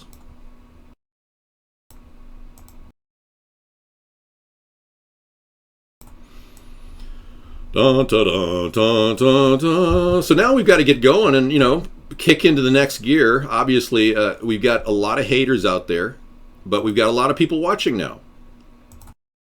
And the fact that people are watching worldwide really is helping me, and I appreciate your viewers. But at the same time, we are limited because it is a censorship thing. In a country that claims to be free and democratic, we have, at America's Third Party, been censored for 7 years. I can't get a story to go beyond a local newspaper. So this is a big problem. We own an eyeglass shop, and believe it or not, it's been more cuts to Medicaid in the Obama administration, and people thought they were going to get something for free. Wow. Okay. So you own an eyeglass shop, American tradition, and because the cuts in Obamacare have been so severe in Medicaid, you're not getting as much business. You know what happened with Obamacare is now the Supreme Court is saying that every person in the country, even if they're homeless, has to have an insurance policy. So, I mean, we're crashing. Our country's crashing. We can't afford to pay insurance on all kinds of homeless people. There's no way. So obviously we have to fix this. So nullifying at the state level initially. Yeah, and Merle Haggard has died, folks. R.I.P. Merle Haggard dead at the age of 79. That's pretty sad. I'm your friend. Hi, Wignog. Thanks for being my friend. So innovative ideas, green, clean technologies, getting American jobs growing, getting away from the communist practices of Shy Obama. And Hillary is just as bad. She studied and actually wrote a paper on Saul Alinsky's socialism. And everything about him reeks of literally draining the taxes out of the working man in order to finance what appear to be ridiculous giveaways to simply drain the system for poor people, allegedly. But really, socialism is a government eating itself up, getting too big, overburdened with bureaucracy. That's what socialism really is. It is literally, it doesn't downsize. It keeps getting bigger and bigger. And we've seen this with our own bureaucracy. We already have a socialist mixed economy. And to see a guy like Bernie pitch the Marxist ideology of the late 1800s, I mean, but then you've got the Trumpster, sounding like Adolf Hitler, taking advantage of the weakness of the Republican Party, and he used exactly the same racism to rise to power as Hitler. And he's proposing mass deportations. And he's got people thinking he's going to win. It's ridiculous. He actually has people thinking, oh yeah, Trump's going to take it. Sure, yeah. And of course, they're driving votes away. Most people are not right-wing extremists who want to ID Muslims and deport them with deportation forces. So Trump is speaking to a very hardcore right-wing white supremacist group. He's promising to make America great again, just like Germany was promised. Hitler promised to make Germany great again. But the commies have infiltrated the Democratic Party, no question about it. The troubling aspect of him is Trump blames immigrants, especially Muslims, for America's problems. I had a no refugee stance 2 years before Trump borrowed my idea and then bastardized it by attacking Muslims. I didn't say that they had to be Muslim or Catholic or Christian or Hindu. I didn't make any religious mark on any of the refugees. I just said we don't need refugees into our country. And I've even given a plan to stop any of that from happening and maintaining zones like Ellis Island as a barrier, just like we had during the 1800s and 1900s. Well, you may like nationalism up to a point, but I love America first too, Mad Dog. I'm not in any way not in love with America, but Trump doesn't love America enough to go against the Constitution. Some of you are constitutionalists. Trump's already violated the tenets of the Constitution by saying he wants to ID Muslims and deny them their freedom of religion by deportation. So clearly there's a problem with him. And he doesn't understand that any American president can be called out by the press and criticized. Trump's actually on record saying he will not accept criticism. Media criticism will be punished, he said, made illegal. And the fact is, Islam, the religion of Islam, if the politics leach into our country and try to influence forcing Sharia law in any area, we prosecute. Any man that kills his wife because she looked at another man will be prosecuted with homicide. That's how it works. So we go after them politically, not religiously. But Trump's already violated the Constitution in that respect. It has a lot of validity that was guaranteed by our forefathers to provide us a venue to solve this problem. Now, they also gave us election capability, the right to object and to assemble. And here we are assembling without even a permit on the internet, and you still are having problems getting me on the ballot. I get that. I understand that. That's okay. We can make it simple for you, but I understand the real problem here. So that's why we have the write-in campaign rolling on. So if we have enough write-in votes, we can overtake the two parties. But the American people are being dumbed down, too. This is a complicated problem. Way more complicated than Bernie even understands. Somebody walked up to Bernie recently and said, Bernie, what about the Illuminati? What are you going to do about the Illuminati? And he was like, who? Illuminati? Oy vey. What do you mean? We're going to take their money. We're going to stop these people you're calling the Illuminati. What's the Illuminati? The guy has no clue. He's completely lost. He doesn't know. He'll promise his people anything. Such a deal. The Tax Foundation on Wednesday revealed that Americans spend more on taxes than their whole budget for food, clothing, and housing. In its annual report on when the nation as a whole has earned enough to pay its taxes, announced the date as April 24th. Some of the findings include Americans will pay $3.3 trillion in federal taxes and $1.6 trillion in state and local taxes, for a total bill of almost $5 trillion, or 31% of the nation's income. Okay, we had a question from one of our viewers. David, how do we better use the... Right, thank you. Reading it. How do we deal with the wasted food? God bless the great state of Wisconsin. When the story about Ted Cruz came out that he was indeed working he actually made phone calls to Deborah Palfrey during the time when she was a madam, and apparently his divorce proceedings, his former wife involved infidelity. I mean, there's a lot of things about the two-facedness of Ted Cruz that we need to be worried about. Yeah, there's a lot of people that don't realize how completely duplicitous he is.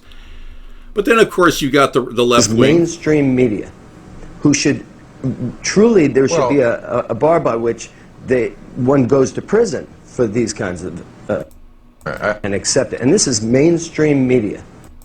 All right, so, people like Sean Penn want to put people in prison that criticize dictators. Now, this was many years ago. Hugo Chavez was alive at the time, but, the idea of the communist and socialist left wanting to determine what the collective should do and put people in jail for questioning them is no different than the hard right-wing fascist tendency of Donald Trump, claiming that anyone who criticizes him in the media, it'll make it illegal. So he'll make it illegal. He actually said that, which is a clear, gross violation of our Constitution. Of course you can question the president and do whatever you want when it comes to the president, as long as you don't threaten to kill him. That is totally illegal, and it's a 25-year prison sentence. All right. So we need this type of interaction. There's compromise all over our centrism, cat's tail. You're just too far off to the right. Yeah, you're way off to the right. Cat's tail is so off to the right that this is really interesting. Yeah, he actually wants to punish the commie left, but when I talk about waterboarding, he says, "Oh, no, that's torture. Oh, no, waterboarding is torture. Oh." I don't have any evidence waterboarding is torture. I've even said one waterboarding would be necessary just so that government officials have the ability to threaten somebody who is holding back on the truth. But not more than one waterboarding. That's proven to be ineffective. But you're so far off to the right. You're so concerned about waterboarding, but you want to punish. I've even heard you wanting to attack the liberal left. You're a little confused, buddy. I'm not angry, no, Lot Lizard. You seem pretty angry. I saw some of your videos, Lot Lizard, and I got to tell you, you're the kind of guy that couldn't get into a restaurant in Mississippi dressed up as a tranny. You realize that, right? The new governor, or the governor of Mississippi, has said that laws are in favor of discrimination for businesses. Yeah, you wouldn't even get served. Not you. Oh, I didn't call you a tranny, no. But if you were dressed like a tranny, like you've been on your videos, that definitely would be you wouldn't be able to get served, or you could be turned down. Now, I'm pretty much okay with the businesses in the country doing whatever they're going to do and the states doing whatever they do. I support the 10th Amendment. I'm not going to stand up to Mississippi's governor. Hillary would want to have him, keel-hauled. She'd probably bring in the U.S. National Guard like they did with George Wallace. But businesses have a right. I mean, there's a lot of situations where if a mom-and-pop restaurant were to hire a transgender, you can imagine all the conservative folks that eat there and go, "I didn't know that. Oh my gosh, did you hear he hired a transgender?" I mean, he'd lose his business. So he has a right to limit what he's going to do. And I don't think we need more litigatory nightmares spooling out from more federal infusion into our personal lives. Do you? Do you want to get stopped at the highway when you're driving down the road for going 5 miles an hour over your speed limit? Seriously, I don't mind if I were to go out wearing blackface and they told me I couldn't be served. I'd be okay with that. I wouldn't sue them in court. I understand. All right, we're going to take you out of the lineup there, Popcorn. Yeah. Okay, establishment of industrial armies. Okay. But dealing with the composting of our food is one of the ideas we want to bring in, because this is part of the national campaign to legalize marijuana. We will need an area that we will melt down hemp to make a kind of a brew of hempoline, which is a type of green diesel. So diesel drivers will be running on these things and will be able to pick up oil from the backs of restaurants. We need to build up the recycling of a lot of our byproducts. And that can happen rather quickly once we do this. The National Composting Plan is what we're proposing, and it's in our book. We actually think it's going to bring in low-cost fertilizer for all of you. You'll be able to get a bag of fertilizer for 50 cents versus $2-3 at a store. You'll be able to incur a solution to your excess marijuana needs by integrating some of your leaf from your bud that some of you are going to be growing in your garage. You'll want to bring that leaf by, and we'll give you some cash per pound for the leaf, because nobody really likes to smoke leaf, but we can still use it for cannabinoids as well as medicinals and edibles. I'm not kidding. We need something like legalization to help our economy. We really do. Now I'm going to roll out some carpet here for you that the government is making. This is portable solar paneling that's able to roll out, and we can put it on rooftops.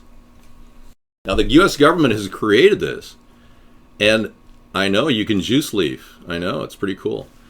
The government is going to be creating these rollout solar panels, and we're already making them in the military, so we're going to up this entire process, beef it up. I'm going to infuse a tremendous amount of capital as the commander-in-chief in the U.S. military, and we're going to roll out solar panels like this for your rooftops. Isn't that great? And we'll be able to do an entire rooftop if you want to buy it outright for $10,000. But we will actually be offering you a plan where we actually lease your rooftop for 99 years, and you'll be able to get lower cost electricity, and we'll pay for the panels and the installation out of the savings in the electricity. So we would monetize some of the money coming off your electric bill, the savings that goes back into the electric grid. Now, there needs to be leadership in this area, because right now a lot of the for-profit electric companies are really upset that solar rooftops are going up around the country. There's so much profit taking that the regulatory commissions can't stop the greed oozing out of the pores of the electric companies, like Enron-style electric companies. And they want to keep making money, so there's going to be some negotiations in this area, and it's inevitable. But we're all going to have to deal with the greed factor. And one of the things I'm going to make sure is we do not want foreign companies running our electric grid.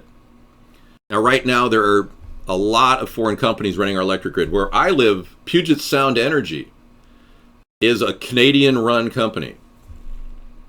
I don't know where he is, Tricepra. I mean, he was in and out a couple nights ago, so he must be around. He's probably at some crack house. I don't know. I don't track drug addicts. Okay, America 1956 versus America 2016. Let's take a look.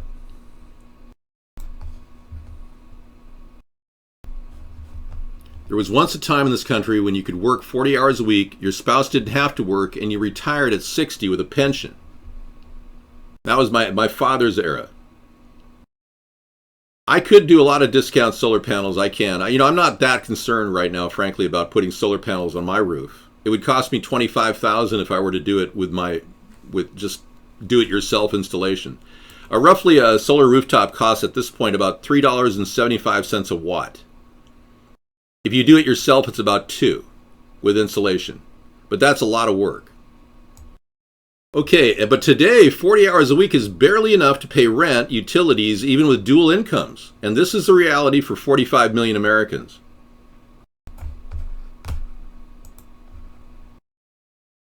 That's a purgeable offense. Don't quote people that have no bearing on this show. And especially people who have been permabanned. Don't quote them here. David, if you become president, would you ever use a teleprompter? Only on the State of the Union addresses. That's the only time I would do it. Now, recently, when Donald Trump went out to AIPAC and tried to get some money from the Jewish American Israeli American Political Action Committee, he used a teleprompter. Trump did. He didn't want to mess up because he wanted to be really nice for his Zionist warlords. But I would not use a teleprompter in those situations. Only State of the Union addresses would I use the teleprompter. And I might break away from the teleprompter if I got passionate about something. And I don't care what my handlers are going to say, because I won't have handlers. Bottom line is, I will lead the country. I won't be a bumbling idiot reading off a teleprompter like Barack Obama has been. Okay? That much has got to change. We've had puppet presidents with George W. Bush and, George W. People die fighting for democracy. Laura and I never did that. Well, we'll make no mistake about it. Well, let's be clear. I don't have a thought in my head. I'm just reading off a teleprompter. I mean, we don't want that. Is America better today than it was back in '56? Of course, many Americans living right now couldn't even imagine a world without cell phones, Facebook, or cable television. But was life really so bad back then? 60 years ago, families would actually spend time on their front porches and people would actually have dinner with their neighbors. 60 years ago, cars were still cars. Football was still football, and it still meant something to be an American. Yeah. In our country today, it's considered odd to greet somebody as they're walking down the street. I don't know. I mean, in some states, like I noticed North Carolina, South Carolina, people are very friendly. I think it depends on what state you're in. Okay, I don't know what size. That was a V8 engine for a 56 Chevy. That was a 350. The Arctic. Dark 2Ts working on a 56 Chevy. Kuchu, yeah, again, don't talk about other morons that are on the internet. They have no bearing on this show. All right, thank you. Right. Quoting morons on the internet isn't going to solve the problems of the country. If you have issues you want to talk about, there's a U.S. Navy base in Dallas, Texas. I did not know that. That's kind of inland for a U.S. Navy base. I'll be darned. I'll be darned. I'll be darned. I don't even know who that is. I have no knowledge of other people on the internet because I'm so busy working on our campaign. I know. And I'm still of the belief that they never got Osama bin Laden. We talked about this the other night, and his body never bubbled up in the North Arabian Sea. That's highly unusual for somebody to be thrown off the water clad in sheets and never bubble up to the top. Well, you think the whole thing was made up? I do too. No, 4 years ago, I don't know. No, May 1st, 2011, an imposter was killed in Abbottabad. A guy who looked like Osama bin Laden. I have irrefutable proof that it was not Osama bin Laden. If you'd like me to show it to you, I'd be glad to. Yeah, I finally figured out the one big difference in the two photographs. It took me a while. But there's a telltale difference between the two pictures of Osama bin Laden and the impersonator. There's a lot of differences, but they're so minute you can barely tell. But this one is for sure the big difference. Okay, the imposter who's wearing makeup. There he is. And will the real Osama bin Laden please show your face? Now, he may be dead a long time. He may have died in Tora Bora. Or he may be hooked up to dialysis right now and living in Tahiti. I don't know. But either way, it would be the ultimate crime of the century, wouldn't it? Now, these pictures look pretty identical to a lot of you, I know. Let me take a picture of just the tip of their nose. Okay. Put that nose there. And we'll put that nose there.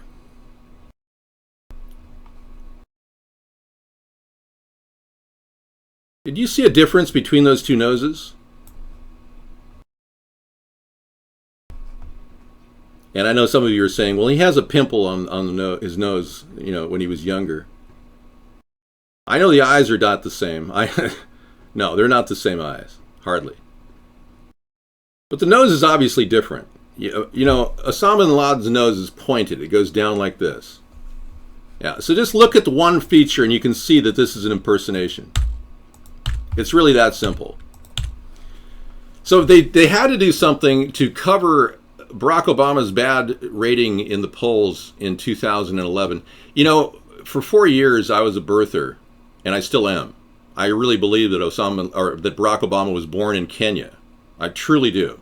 And I think there's valid proof out there, and I could lay out an argument to tell you. And don't say that, it never went to the Supreme Court. They kept it out of the Supreme Court.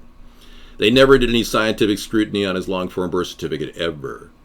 And those that did found major discrepancies. We're talking a difference between halftone and binary images. in the same document showing layering and photoshopping. Oh yeah, I mean, I've got experts who can testify in court on this issue. But yes, Anderson Cooper worked as a CIA operative as a young man in high school. Yeah, he actually interned at the CIA. Yeah, that's something. All right, so as I was saying,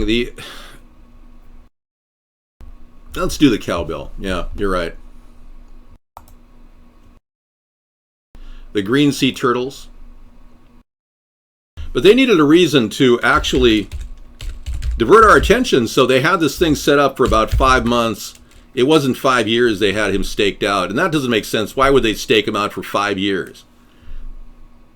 But they had him staked out for 5 months, and they got it all wrong, and then that stealth helicopter crashed. They didn't even see the brick wall. I mean, that's how out of it they were. Case closed. Yeah, his own grandmother, before she died, said he was born in Kenya. That's right. Villagers in Kenya pointed to the hospital he was born. Thank you, Geist. So much evidence. So I will be pursuing a case of fraud against Barack Obama. When Donald Trump picked up the thing I had been talking about for 4 years, he copied me. And then the story finally got to the head of the news. 4 years prior, I was screaming on the show. No one heard me. Sending press releases out. Nobody would listen to me. But Donald Trump copied me on that one. And then you'll notice that he's not talking about pursuing fraud charges against Obama. Now, if you're a hardcore Trump fan, you got to realize he's not going to pursue fraud case against Barack Obama because he is owned by the same people Barack Obama is owned by. They're both, as well as Cruz. They're all globalists. They're all tied into the AIPAC Zionist money. And believe me, they will not question each other. So you notice Donald Trump doesn't talk about prosecuting Barack Obama for fraud anymore. He's dropped that from his dialogue many years ago. So when it was effective to reach out to the American people, so basically he used it to his advantage. But now that they put out this incredible scam to capture Osama bin Laden, it diverted our attention 2 weeks after the birth certificate issue came to a head. So that was their primary goal. And it worked. They never presented a picture of a dead body of Osama bin Laden, never presented any DNA evidence. They came up with a DNA match, they claimed, within an hour of arriving on the Carl Vinson. And then they threw his body overboard, and they had an animation they played within 15 minutes. That somehow they created it within 15 minutes. I mean, the whole thing was so made up, it was ridiculous. So just focus on what's happening. Let's focus on fixing the country. Well, that's why I'm talking about pursuing fraud charges against Barack Obama. I'm sorry to say, but it's one of the things I'm going to use to our advantage. Because with a Republican-led House and Senate, we will be able to force them to re-legislate and re-vote on the legislation we call the Affordable Care Act, which is costing our nation tons and tons of money. We're draining out because of Obamacare, just as predicted. Draining money. I'm not at a rally. I'm doing a show every night.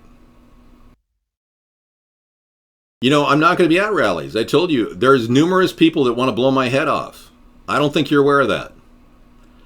Yeah, I'm not like Trump. I won't be doing rallies. This show is running every night on the internet, and we're broadcast and multicast across the globe. And I've got to tell you, the old days of Teddy Roosevelt running down the country, you know, kissing the kids and going, oh, and stumping on the back, that's the old days. That's before high-powered assault weapons. Okay? I'm not going to lose my life and all that I've worked for with this third party running around pressing the flesh with people at Kmart or Walmart. Just so you know. It's not that I'm above you, it's that I don't want to get my head blown off in the process. Let's stay on task here, okay? Thank you. It's not like I'm driving down to Daley Plaza in a convertible. Oh dear, what do you say we take a ride down Daley Plaza in the Lincoln, the one from Kennedy's era? You know, he's been quite useless, Obama has. Yeah, he's a veritable lame duck president as soon as he became president. He has no backbone. The telltale sign of a bad president is he has no original ideas. There isn't one single thing that Obama said that he himself thought of. And I'm talking in 7 years, not one original thought, except maybe the light beer and dark beer plan for the White House. That's about it. Well, let's be clear. He's made a lot of decisions. Like, okay, so we're going to have a light beer and 2 dark beers. But do you feel that that's too prejudiced? Because it does sound a little racist.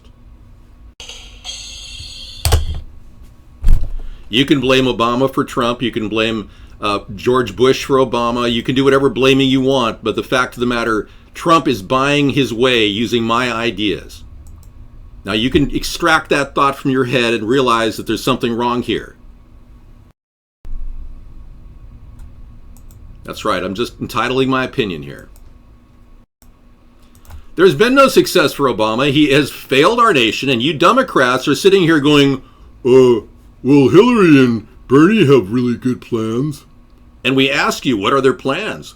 Well, they're going to borrow $15 trillion and make more American jobs. What kind of jobs? I don't know. They didn't tell us. I'm serious. You're not asking any questions. Your Democrats have fallen into the category of being Democrats. Dumb-ocrats. I'm serious. You need to wake it up to the fact that the Democrats are hook, line, and sinker controlled by corporate America. Hillary has got corporations so far up her yin-yang that she's yang in her yin. They pull her strings like any puppet you would ever see in a marketplace. In fact, I believe that Hillary may very well be a robot. I'm not kidding. I'm looking at pictures of her, and she seems to have mechanical structures under her body. This is chat, yeah.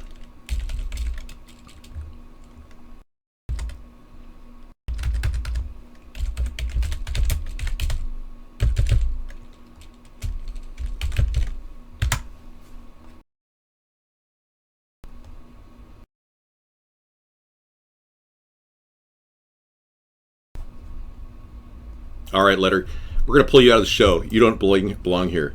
Yeah, we got a lot of people that just don't cut it in our show. They come in and they want to make fun of my impersonations, not realizing that I've had to sweeten the political package with humor. You think I wanted to be funny? You think I wanted to be funny my whole life? No. I never wanted to be funny. I just happen to be the funniest man alive. I can't help it.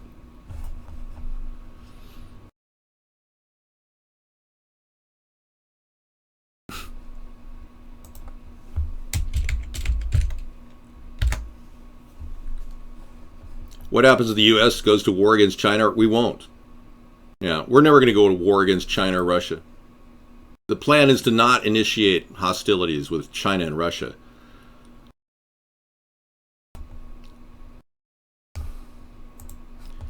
The reality is, I can't believe you're making this up. The reality is China and Russia are solid trading partners, and there's no reason why we would back down from that. Okay? You know how hard it is to get caviar from Russia if we have a trade war with Russia? Do you have any idea the cost of caviar? I don't. I've never had caviar. Any of you eating caviar?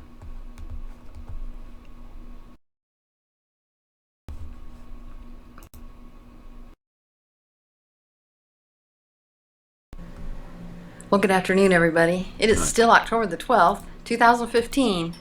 And I'm Cindy K. Courier. This is my second video of the day. And I just couldn't resist bringing you 2 stories. I wasn't planning on talking about this because we never know what reports are fabricated and what aren't. This Donald Marshall interview. Okay, I'm trying to look for a specific thing in my history file, so I'm going to go there.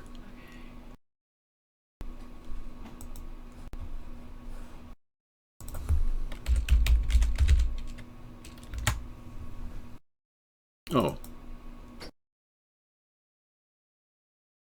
Did you hear Sally Miller's statement about Hillary Clinton? Well, good afternoon, everybody. That was interesting. Yeah, a former... she had several abortions before she had Chelsea. Yeah, and a former, what appears to be a mistress of Bill Clinton. If they were ever going to move up in politics, that they had to have a child because that's what the political analysts had said. They've got to see her as a human. They have to see her.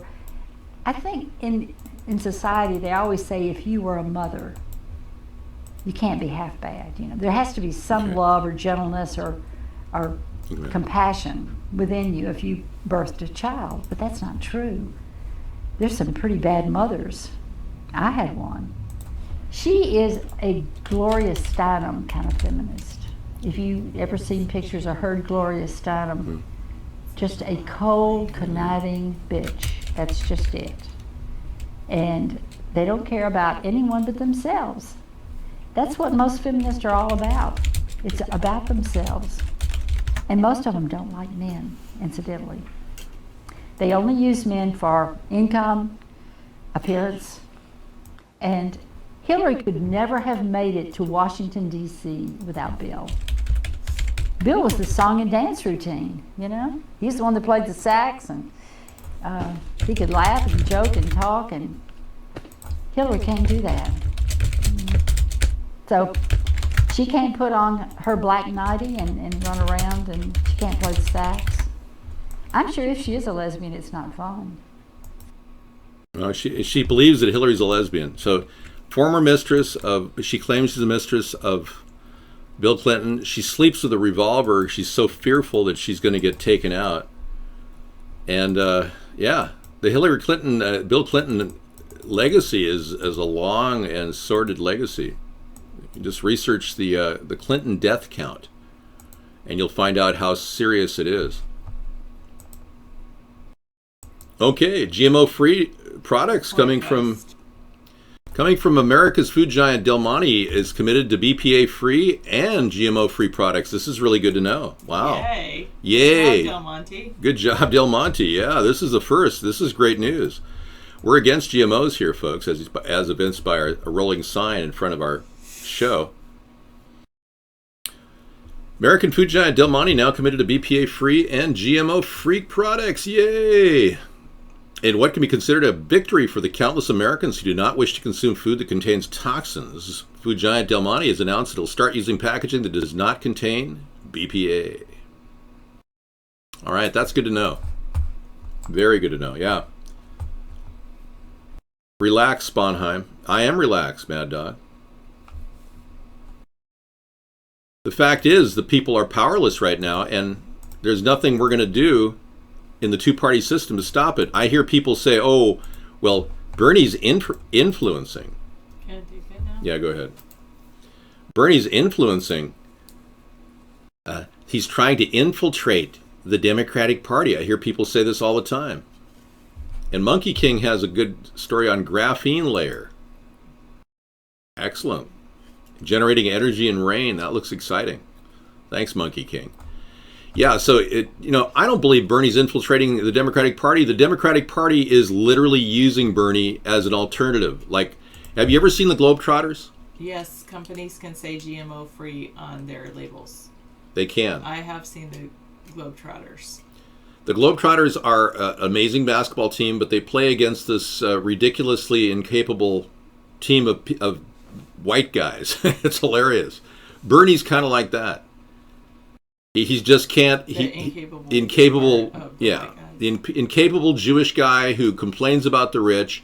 This is a Democratic ploy. They've been always carrying the far left, acting like they're appeasing you, and in the end, they suck you in and they take your vote and they never give you anything. This happened with FDR and the progressive movement in the 1930s. Classic. It's a complete suck job. And you people who are socialists who like my hybrid capitalist idea, which I think is fantastic, bear in mind, I don't want to fund it with taxes. We're not in any way pulling from taxes to do this. These are startup operations the government's going to try out, and if they work and have the ability to get a return on investment, then they go up in value and we increase them. Now, I showed you solar panels that roll out by the U.S. government right now. The military's making them. I will be expanding that entire program, and we'll be building a private sector option that many companies will want to find very attractive. People want to install these things on rooftops. So businesses are spawned from a government-made product. The spawning of businesses. I'm David Sponheim. That's my expertise, is building, growing new businesses. Now, none of my businesses have collapsed or gone corporate bankrupt. I've always closed my businesses when I felt that they were in the black, not in the red, but they were no longer viable. And that's exactly what I'm going to do with American production as well. If it gets too cumbersome, we'll break it up, just like we would Ma Bell. You know, I have a lot of monopolies I have my eyes on too. One in particular, Google. I'd like to see more our participation in Google. I love Google. I think Sarah's used Google in the past. Still does. It's a really good product. But I love Google. We've already gotten code written. We don't need people profiteering from a company that financed its entire growth on government money. The government infusion in Google is so huge that it's unbelievable. In-Q-Tel made a massive purchase of Google stock in the early days, and in the process controls a lion's share of Google. And DARPA is using that as a product that gets your information and privacy. Social network leeching is going on every day. So our government's already in ownership of Google, but not in a good way. We need to get it over to the American people. All of you could get a job working at home, making up to $36,000 a year. Theoretically, the people here in our show, instead of one guy making $350,000 a year, sitting there twiddling his thumbs and thinking of, Google Glass that never takes off. You heard about Google Glass, right? People started being called glass holes. They were wearing these glasses that Google claimed were going to be really great. I mean, talk about the R&D into that. All right.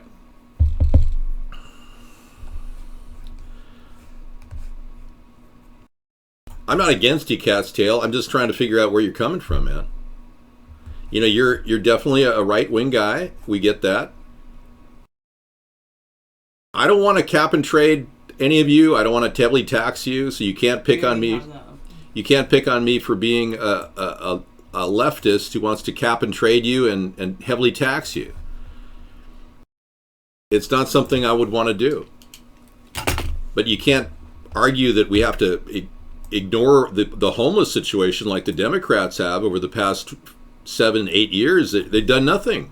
We got 10 cities across the country, and they're claiming in our area that we're not going to fix any of the 10 cities. They're saying we want a permanent solution for the homeless. Well, that's nice. Who's going to pay for it? Climate engineers cut off critical rain from populated regions around the globe. This map shows you what's going on with the climate alterations and weather modifications. They're literally creating a drought across the globe. They're trying to trigger a process they call depopulation. This is what they're doing. It's purposeful. The red zones are in sort of the equator. Yeah, this is a big plan that they're trying to put into play, the global elitists. And the Democrats won't even acknowledge the existence of chemtrails. That's how disconnected Bernie is. You talk about chemtrails, he probably thinks it's some sort of a bar mitzvah drug or drink. Would you like some chemtrails, Bernie? I haven't tried that.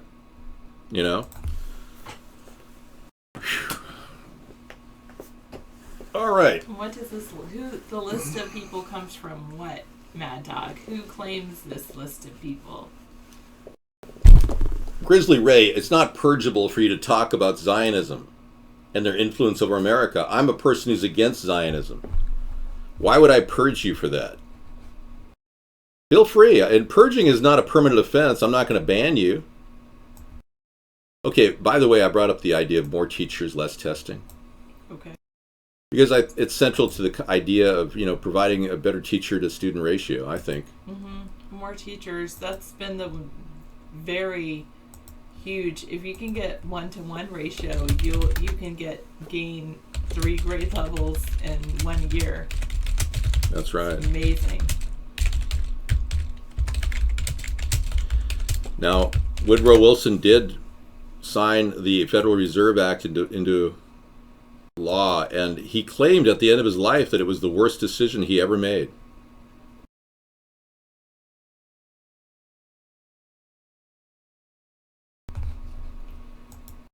Well, there are some people who want to control the world, Wignog. Well, a traditional version of a Zionist is anyone who believed in the state of Israel. I don't call that a Zionist. Well, so let's just go with the idea of elitist rather than Zionists. I will, but I'm talking to people who are worried about the powerful elite. And many people don't know that the Rothschilds are not actual Jews. Okay? Zionism has nothing to do with Jewishness.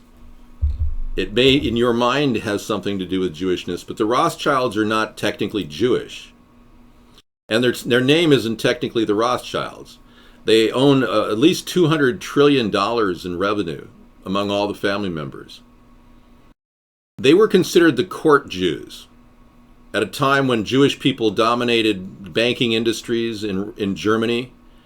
They were considered the court Jews. They were not Jewish per se. They were the ones that the Jews used to do the banking and handling of funds, and they profited.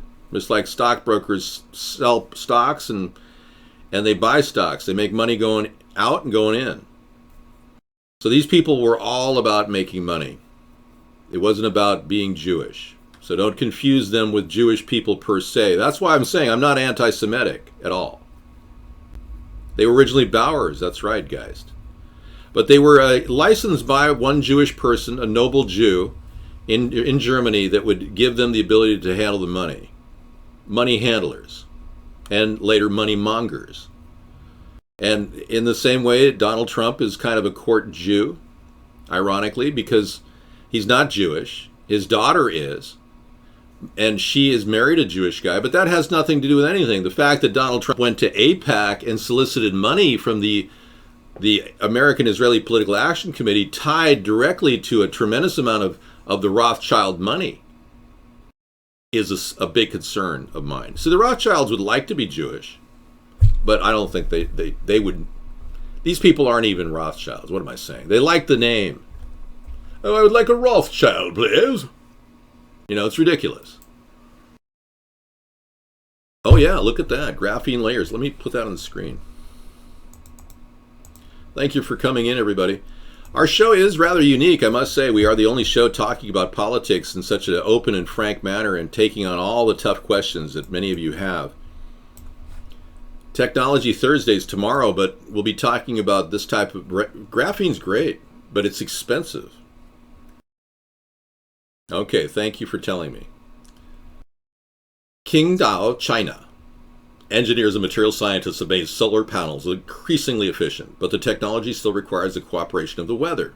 Currently, slow-moving rain fronts spell bad news for solar power generation, but not for a new prototype solar cell developed by a team of Chinese scientists. Probably trained in America.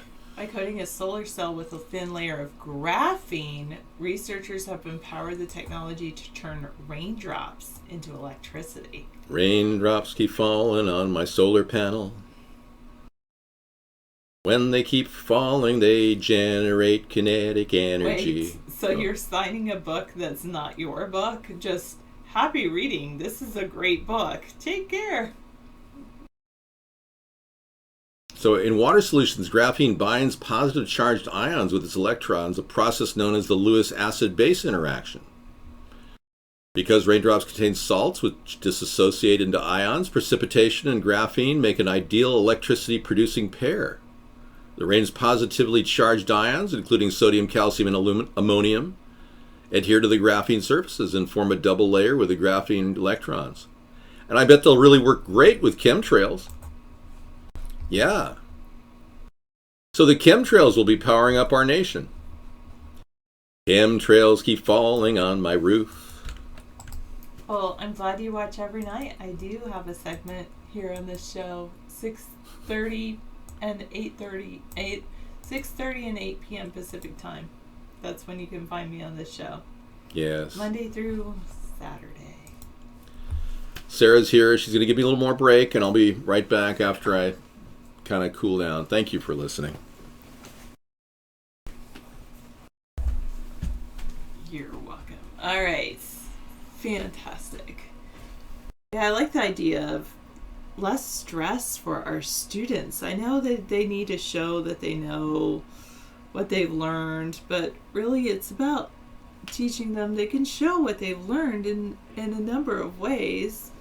And more teachers show the students more one-on-one attention. They need that. They need to, they definitely need good teachers. And if we could lower the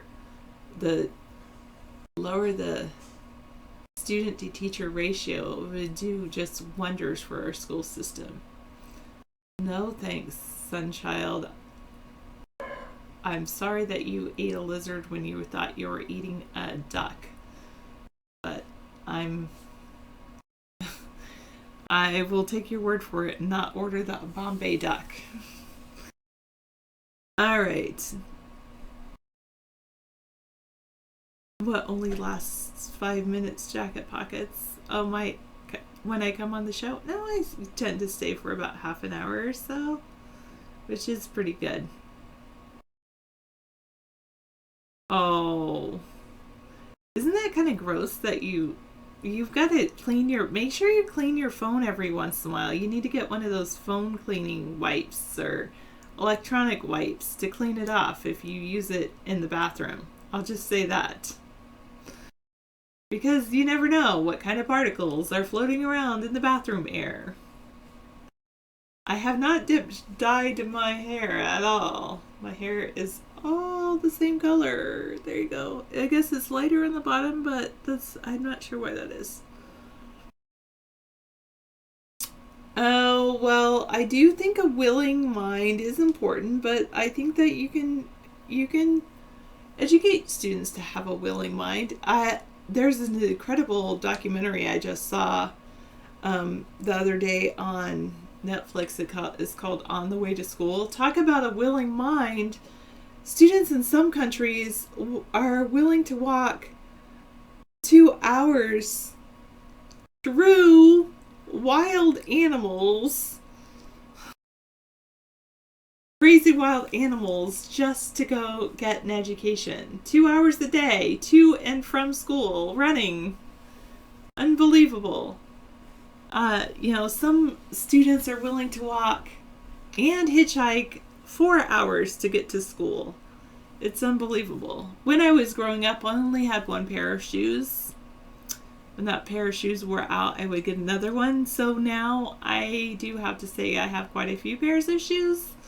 Not like a lot of high heels, but I guess that is one thing. I probably have about a dozen pairs of shoes now, and I feel a little guilty that I have them, but at the same time, it's just something for me because I only had one pair of shoes when I was growing up. No, I haven't seen that Instagram, and I'm not going to go rush and check it out. Actually, I'm not a big Instagram user.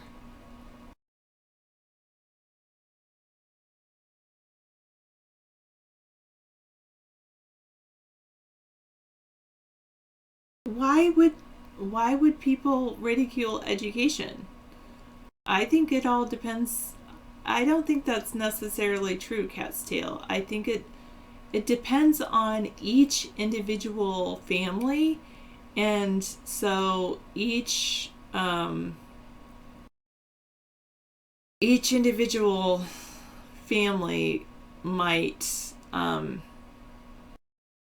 not put as much emphasis on education as others, and it doesn't necessarily have, in my experience, necessarily relate to skin color at all.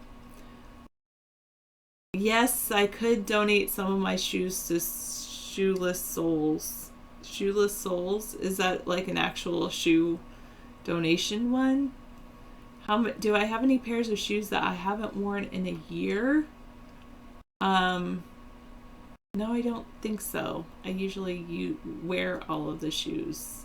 I don't have any shoes that just sit around. I love all of my shoes.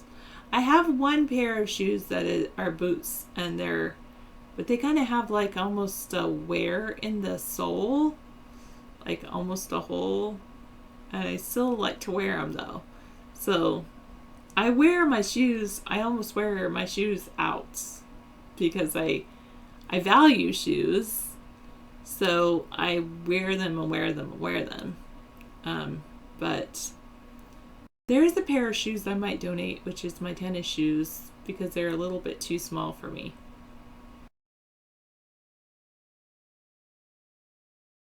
Well, I've had students of all types of students, cat's tail. So I think it's not just one culture. I think that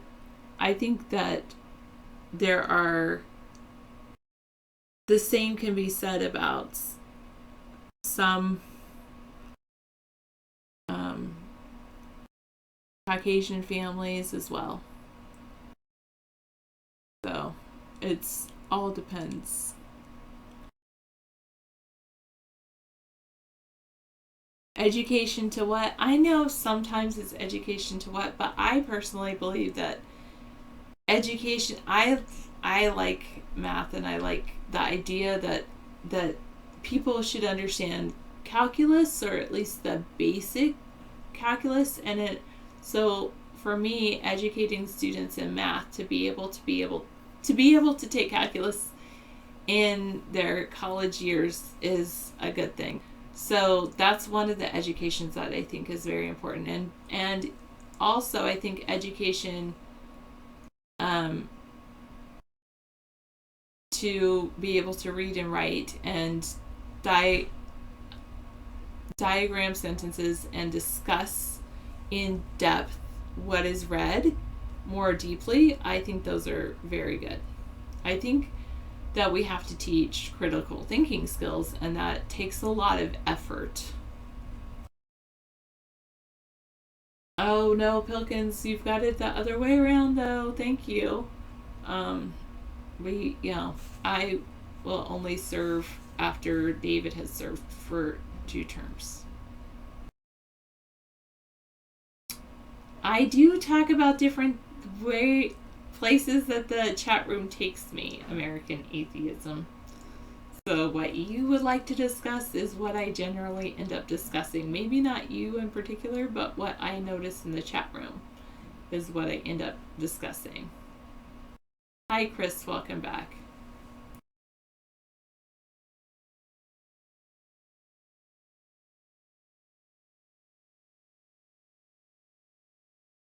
All right. Yeah, counterhook it all. I think it's based on each family individually and what the family unit places a value on, and I think that some family units place a heavier emphasis on education than others, and I am beginning to think that documentaries do affect me when I watch them.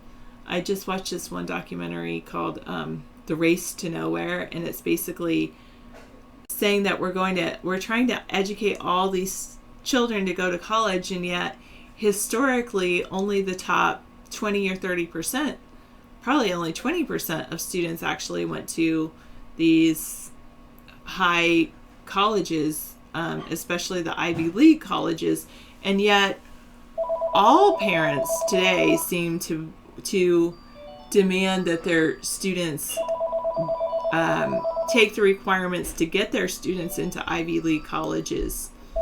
I'll get it. Yeah.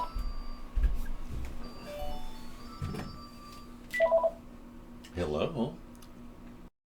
Okay, well, Cat's Tail, I think it all depends on the college that you go to, and I'm not looking to work for a foreign company. I think that one of the things that has been an issue in the past is that the education system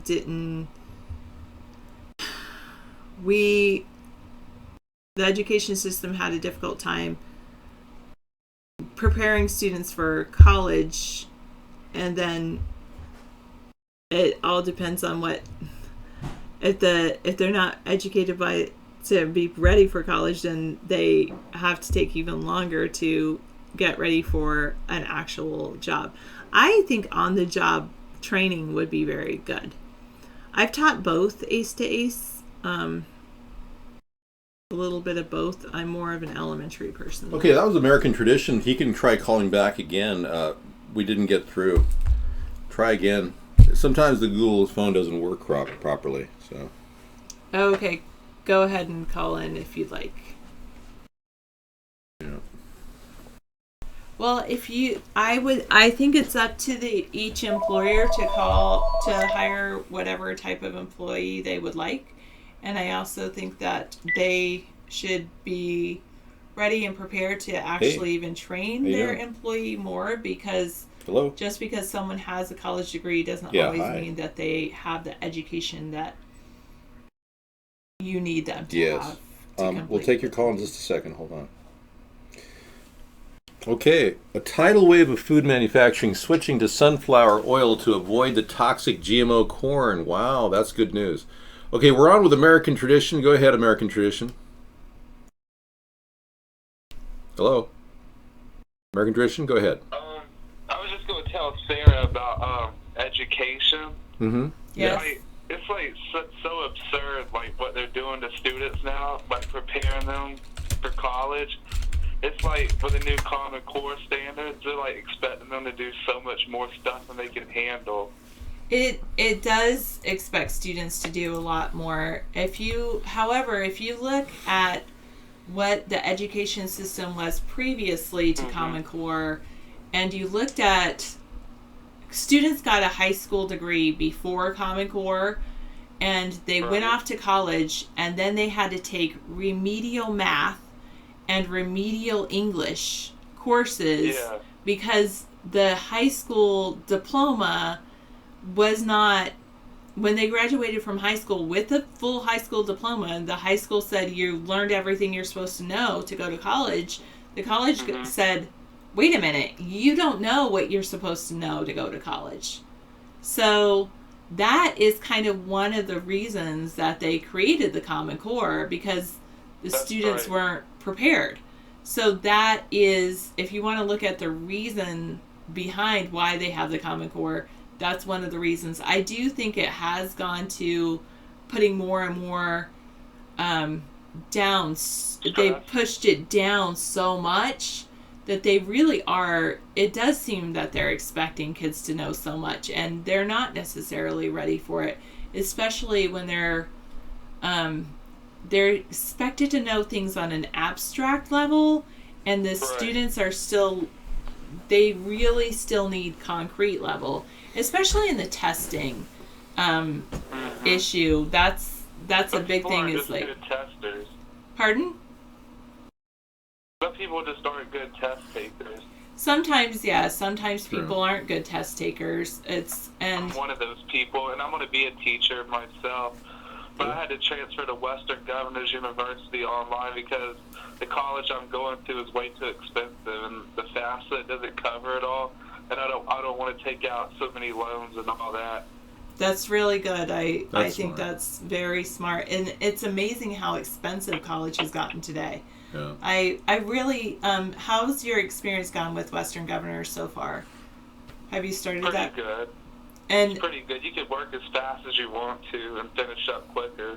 That's what I've heard, and I've heard that you just take like one course at a time, and you can also like, what I would recommend is what I plan on, because I actually plan on going to Western Governors for my master's, is kind of finding out what the books that you need, and then take like a couple of months, like, in between your paying period, take a couple months off, get all the books that you need for the next upcoming courses, read them in advance so that you can go in, and I guess they give you a test for each course that you take, and so that you can challenge. WGU, the books are free. They mail them to you.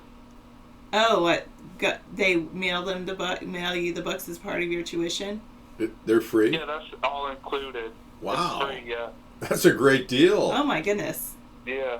That's pretty amazing. I didn't know that. Some of the classes I probably finished in 3 days, and some of the classes I think I finished in a month, 2 months. Wow, that's really good. You by competencies rather than hours, but it's still 3 credit hours for each class. Oh, that's very good. That's good. Yeah. I recommend that university. I think it's pretty good, especially because it's accredited. It's fully accredited by MCATE. Yep. Exactly. It's one of the only ones that are. Yeah. Yeah. And then you have to find a school to do your internship at, right? Yeah, they like you send them your school district and they call around and find one for you. Oh, that's good. That's very good. Yeah.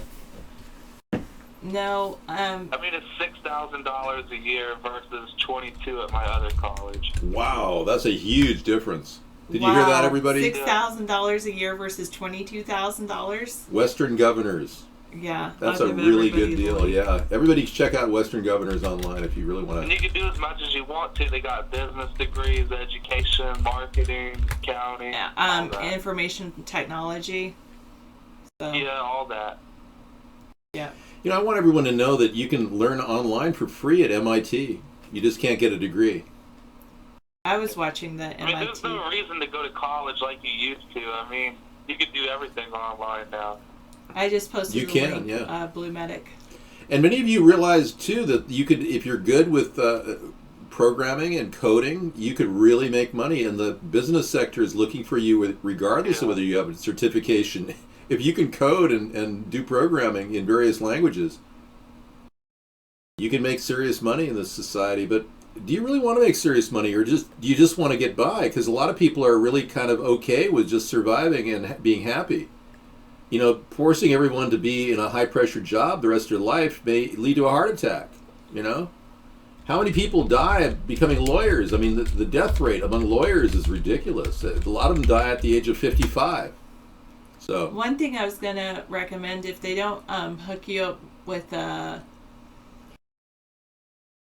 certification. Well, yes, certification. But I was going to recommend, if they don't hook you up with a cohort of people to talk to and communicate with, is look into the education Twitter chats. There's a lot of... They got an education cohort. Oh, good. Good chat and all that. Oh, good. I'm glad to hear that. Yeah. Very good. Yeah, it's really good. They got live discussions and all that too. I mean, and they're there to help you. Wow, that's pretty cool. Most of the education classes are pretty easy. It's just intense, I'd say, not really hard. You know, Counterhook just said something was really great. He said, we basically rent forever, no matter what. If you don't pay your property tax, your home can be taken. Yep. That's so true, man. It's like even people who are homeowners are still renting. You're absolutely right. That was never the design of this nation. You know, but they've created such a treadmill for all of us that we get a degree, we get a job, we take on tremendous payments because everyone I talk to, they got to buy a house, they got to get a nice car. Yeah. Pretty soon you're in debt, and it's a treadmill that they put you on. It's all a trap. It's a trap to put you in debt the rest of your life. So at Jack Up Pockets, if you go to school online, you ask who teaches you. So that's what. They got this one has course mentors. They help you, explain stuff to you. Basically, you got to be able to learn on your own, and have some. You just got to learn on your own, but it's not really hard. Yeah. They still have a professor, but they help you through the course. But you have to do a lot of the coursework yourself. Yeah, that makes sense. That's pretty nice. That's not too much different than a regular classroom. No. Are you going to your bachelor's or your master's? He's going to be a teacher. Bachelor's. I'm only 20, so. Okay. Yeah, that's good. Well, maybe you could consider a specialty, like some real demands out there for kids with special needs. Special needs is always a huge demand. You can name your price and go around the country and work if you're willing to deal with kids with special needs. You have to have a lot of patience. Yeah. So tidal wave. Elementary at K to 6, but you could add K to 8 with a couple more tests and more classes. Okay. Cool. Oh, that's good. Thanks, Wisconsin. Sounds like a good plan that you're on, for sure. So in an effort to avoid the health-harming problems caused by GMOs, soy, corn, and canola oils, a lot of food manufacturers are turning to the cleaner benefits of sunflower oil. You know, that's what I got my Latvian sardines in the other day that I made a pasta salad out of. That was sunflower oil. I mean, look what they're doing to our food. Putting in our food. They all are. The GMOs. I hate it. Yeah, we just want clean in our water, food. in our air, everything. They're poisoning everything, and these people are getting away with this, and without any kind of political recourse, we're never going to stop them. You know, the thing that really bothers me about the Democrats is they won't even address the issue of GMOs, or even chemtrails, or fluoride in the water, or even the ongoing war with ISIS that's fictitious and propaganda. They won't address any of these. That's why the two-party system has to go. They will not address the issues. Notice that toothpaste tastes really sweet? Yeah. That's what's keeping the dentist in business. They're putting sugar in toothpaste.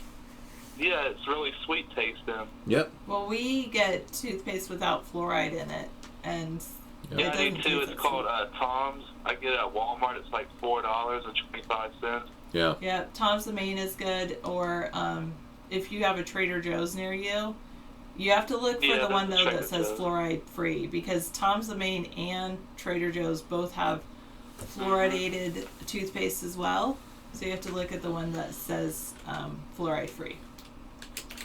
Yeah, they're dumping chemicals on us like we were insects. So we're already virtually without power in government. I can't even believe I have to sell the American people on a nightly basis on a third party. People around the world get it.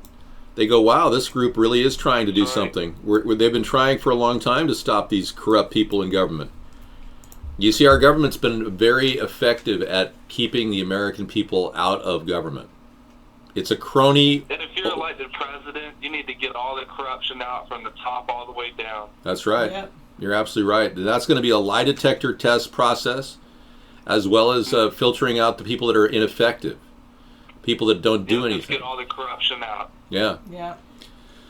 Some people use a turmeric to whiten their teeth. I hear that works. The turmeric is good for you. It's the same thing in yellow mustard, ironically. So I don't think yellow mustard will whiten your teeth, but it might. But turmeric is a very good thing. It's an antioxidant, and it does a lot of good things for helping people aging. Oh, baking soda is supposed to be very, very good. Yeah, baking soda does. Check this out, Sarah. Parents are facing... I've read that, but I think it's just a strange school. Okay. Well, the kids walk their parents walk their kids to school. It's not gonna last. Okay, are we done here, American Dream? American tradition? Yeah, we're done here. Okay. Have a good one. You have a good night. Thank you for calling. Good work, and good luck in your studies. Good luck in your studies. I appreciate it, Sarah. You're always a pleasure to talk to. So are you, David. Thank you for calling. It was nice talking to you. Thanks. Take care. Yeah, y'all have a good one. You too. Right. You too. Bye-bye. Bye-bye. You see how nice and friendly he is? I'll bet he's from the South. So many people have a nice, friendly attitude coming from the South. I like that. Chocolate pudding whitens your teeth? Okay. Sarah, you're done for tonight. Thank you for coming in. South Carolina. Why is it everybody I meet from down there is so friendly? I should go to visit there. That would be a good place for us to visit someday, David, South Carolina. Well, I was looking at property over there in the map. It's pretty reasonable. Wow. Yeah, I was checking out. Do you guys have North Carolina the other day? A lot of humidity, insects, and alligators, reptiles down there.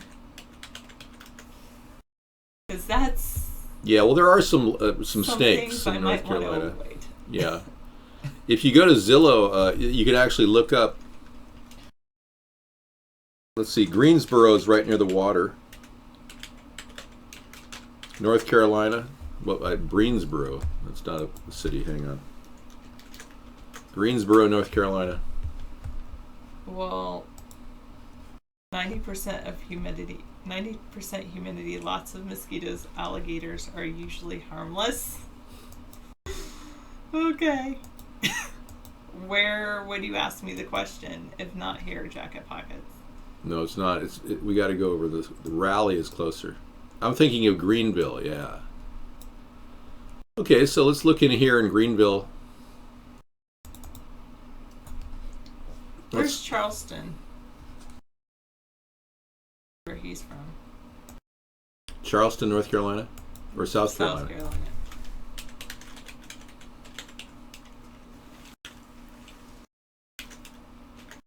Let's take a look. Well, you're saying Washington State's not cheap? You can find cheap property around here. You're right, though. I mean, the South is cheaper. definitely than Washington State. Yeah, here's Charleston right here, right on the water. Well, if you email me, just know I share an email with David, AmericasThirdParty@gmail.com. Yeah. David and I both read that. You can I suppose you can friend me on Facebook. My Facebook is facebook.com/thirdparty. Well, I don't think it's that cheap at all. I mean, I'm looking at properties. Here's one $25,000, 1,300 square foot lot. Okay. That's for a whole lot. Yeah, you got a 1,300 square foot lot. That's not that big. No, that means our like current dwelling is larger than that. I know, it's really than small. That actual lot. So I don't know about cheap prices in South Carolina. I mean, I can find it. Can you zoom out just a little bit? Sure. Oh, it's all right on the water. Here's a $40,000 0.68 acre lot in south of Charleston. You can get 6 acres in the country of out in the country for $25,000. Here's nice, $50,000. Oh yeah. 1.82 acres in Hollywood, South Carolina. Good. That'd be kind of nice to live in Hollywood. Yeah, Hollywood, South Carolina. It would be too good. Too good. Too good. Ooh. Too good. Ooh. Well, they can't see that. I shield that because I don't want to allow their privacy. You got an image? Wow. You could barely hear us. Sorry. Right. This is the scene from One Flew Over the Cuckoo's Nest. That's cool.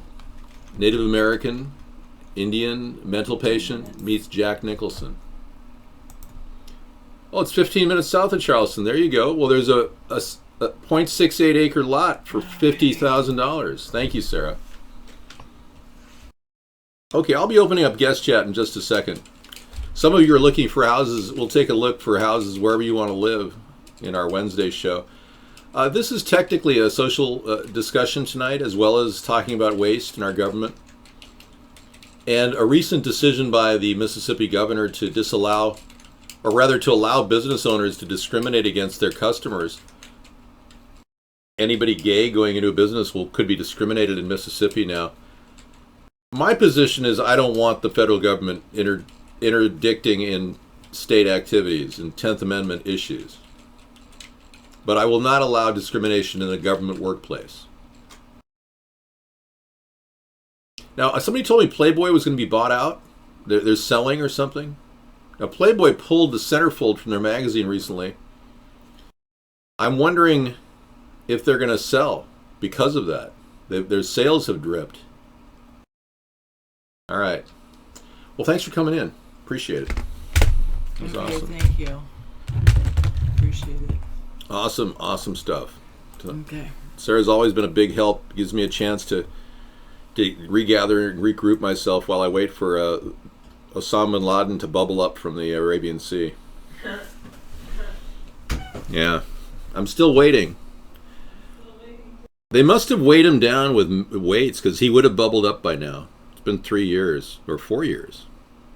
Going on 5 years. Wow. Well, Playboy, I have collector's items. Yeah, original Playboy magazines from the 50s. I'm not in any way going to throw those out. Chase ATMs to limit withdrawals for non-customers to 1,000 a day. Wow, they're really cutting back.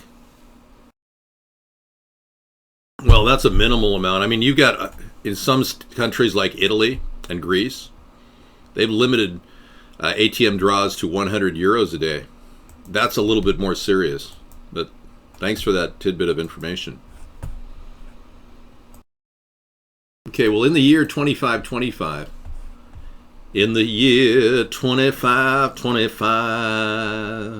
we will be born in a test tube. Okay, so where in the country? Let's go to Vegas. I want to go to Vegas. Looking for property under $100,000, under $50,000. Wouldn't you rather put a $10,000 mark on it like I was doing before? Yeah, I'm so incredibly careful with money. I'm going to put $20,000 on this. Okay, there we go. Vegas is great. Just bring water. Tim Osman, that was the CIA word for Osama bin Laden. Tim Osman, we need you on a government operation. Could you please bubble up? Yeah, you just had the squits? What is that, like diarrhea? Okay, HTP needs work but walking distance to the beach and casinos. Really?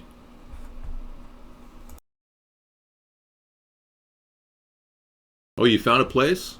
Oh, cool. You already nailed a place for 20,000. Yeah.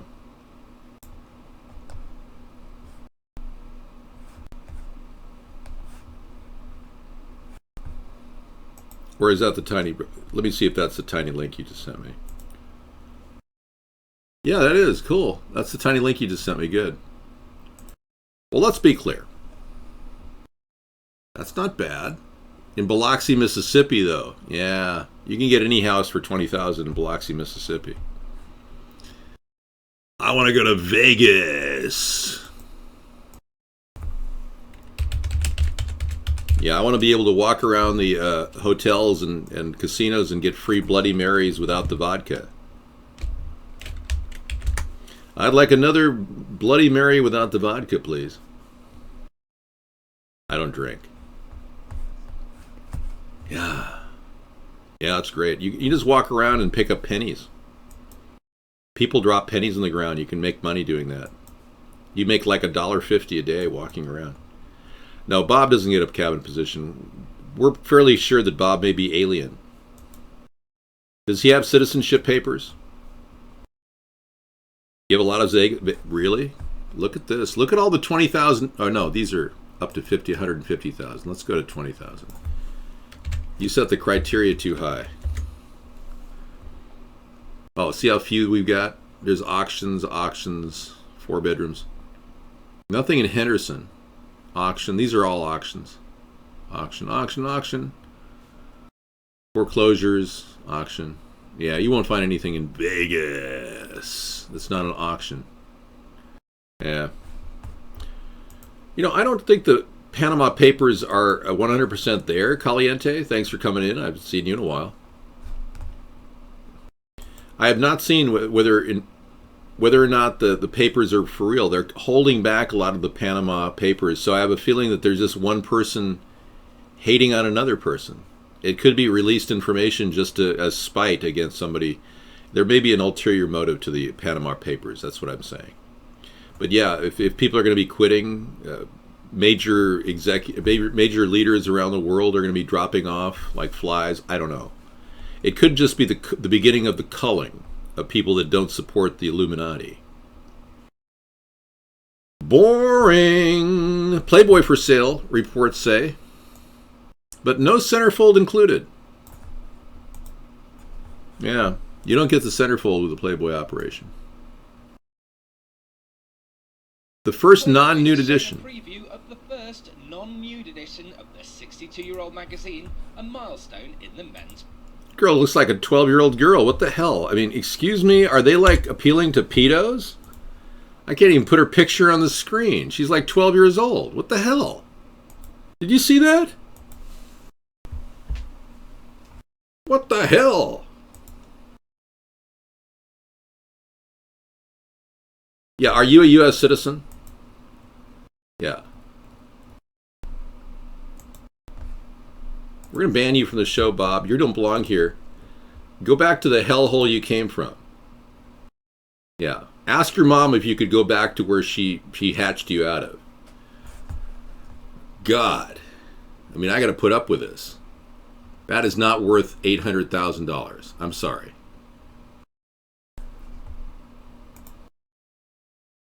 Would you pay 800 grand for this? I wouldn't. Look at this. This is a joke. No, sorry. That's a ripoff. Oh, you got something there with more diarrhea, Son Jesus? Okay. Sunchild is having hallucinations and she's eating snakes now. She wants me to play this for you so you could at least see what she's eating. Snake meat. Okay, we're trying to help her through her psychosis here. Does that help? Thank you. It's a lot of protein. Okay, Sydney. Okay, I promised to bring a guest chat in. I'm going to do that.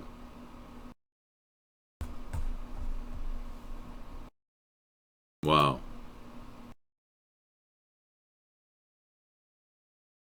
A Clem Schultz Fairdale tornado video. Wow.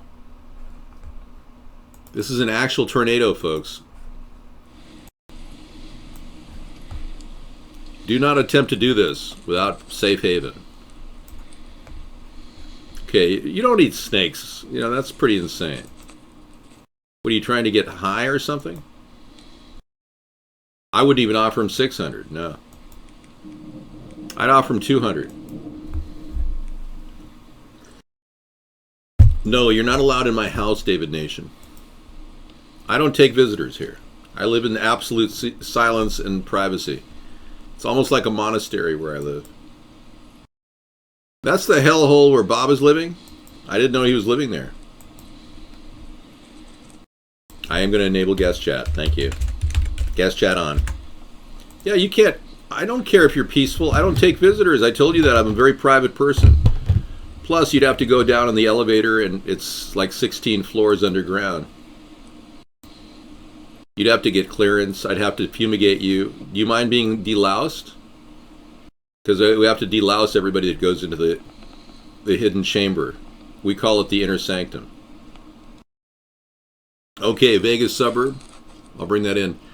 This is the Clem Schultz Fairdale tornado video, folks. This is serious. Can you imagine how scary this would be if this is coming at your house? I am not Illuminati. You know that. Well, let's be clear. Holy moly, look at how scary this is. Even I'm getting scared. Run! Help! The guy's wife died in this, folks. But he survived. So sad. This is from Clarence Clem Schultz, his copyright, so I think it's safe to say it's dangerous in this position. I'm getting a little stressed out. Well, you're a U.S. vet? Well, why don't you start acting with respect? I'll be your commander-in-chief, sir, someday, and you better start acting in accordance to the chain of command. Do you understand me? Are you a Peter Puffer? You are hereby banned. Do you understand me? Yes. I got a lot of people in here who just don't understand the chain of command and exactly who's in charge here. Pretend like I'm your drill sergeant. Do you understand? I'm your drill sergeant with a genius IQ. I'm practically Einstein. I don't care what he is. He's coming in here showing disrespect for his future commander-in-chief. I'd take him out and I'd court-martial him. Do you understand me? Just kidding. Really a nice guy. Okay, we have a pretty simple animation for you to understand the ISIS scenario that's going on around the world. As Hillary and Bernie and Donald all worry about ISIS, this is the best way to describe what's going on. If you were looking for concerned citizens, you came to the wrong point. Do you like that name? I will gouge out your eyeballs and skull fuck you! What's your name, fat body? Over pile! USS unfuck yourself or I will unscrew your head and shit down your neck! Okay, so what's happening here in this picture? Does anybody know? You don't have to answer. The quiz will be in 15 minutes. Do you have a number 2 pencil? Okay, you can take notes later. Don't worry. You will not be punished today for bad spelling. I'm just kidding. the deal is here, the money that our government and Israel is giving these rebels in Syria that now call themselves ISIS are being used essentially to create war terrorist activities that want the American people to fund their operations. And it's a cycle. They keep us in constant fear, and we keep saying, well, we want to stay protected and fight the war over there, keep it from here, and we still keep the cycle of abuse going around the world. And they've got the same plan the two parties have for some time to make media terror. David Nation, I think that's an irrelevant question. All right. Well, so a lot of people are concerned that we're being manipulated. So Hillary and Bernie and Donald are also worried about ISIS, and they all talk about ISIS this and ISIS. Well, Hillary was complicit in the creation of ISIS when she was Secretary of State and completely funded operations, literally. We funded operations as a nation that gave Al-Qaeda members, empowered them with money and rockets, which they then used against Muammar Gaddafi. She was the beginning of ISIS, and I can even trace her original signature to the entire operation of Libya itself. When you think about the simple fact that she didn't respond to Chris Stevens in a timely manner, she completely ignored his emails requesting security. I mean, that's complicity right there. There's no way she can get around that, but she squeaked around that because Trey Gowdy was so weak when he interviewed her. He needed to be tough. You're so ugly you could be a modern art masterpiece. You are a disgusting fat body. So yeah, we need to get a little tougher on ISIS and the origin of ISIS for sure. All right. Realizing that it's a CIA cover for more terrorism will really help solve our problem. We won't have to worry about Osama bin Laden returning from the North Arabian Sea and popping up again, or somebody like him. I can make a phone call, and within a few minutes, as president, we can call off the CIA. I'd like to talk to the director. When I'm president, I will. I can even appoint a new director if I don't like him or her. Goes to prison for these kinds of lies. All right, I can accept it. And this is mainstream media, who should truly, there should be a bar by which one goes to prison for these kinds of lies.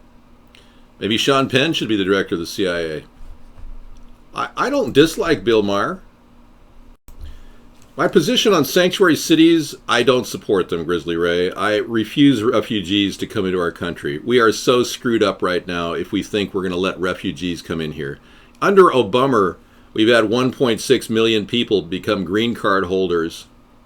One time he gave literally hundreds of thousands of illegals just green cards just to be nice. Yeah, it's absolutely insane. You don't think Sean Penn would make a good CIA director?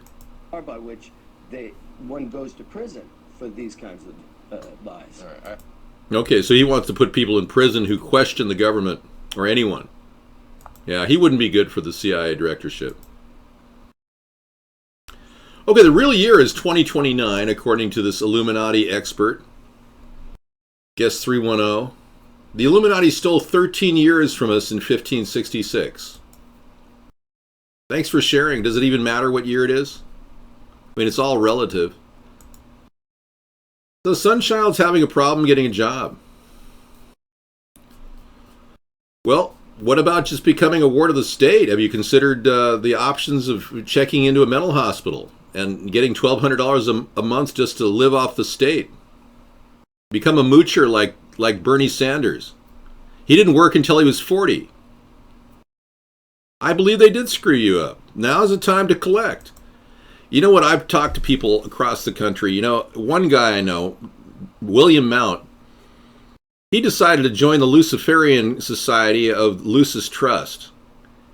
And ever since he joined the Luciferian Satanists, he's making money on YouTube.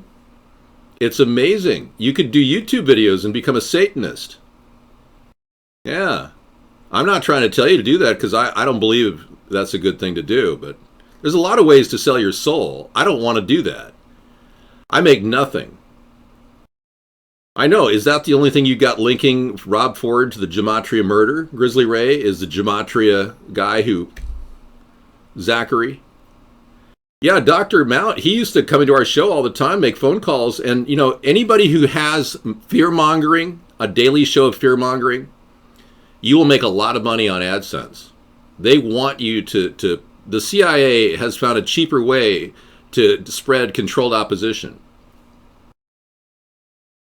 If Trump became our president, our country is going to turn into Nazi Germany. That's just the way it is. Just so you know. So get busy. Start doing things that'll help get a third party out there and help me. Because I will not turn this country into Nazi Germany. I will not act like a tyrant like Trump wants to do. He wants to prosecute anybody who says criticism of him. Can you imagine? Media criticism will be a prosecutable offense under Trump. How is that different than Kim Jong-il? Or Kim Jong-un? There's these two fellers standing on a bridge going to the bathroom. One feller says that the water is cold. Other feller said the water is deep.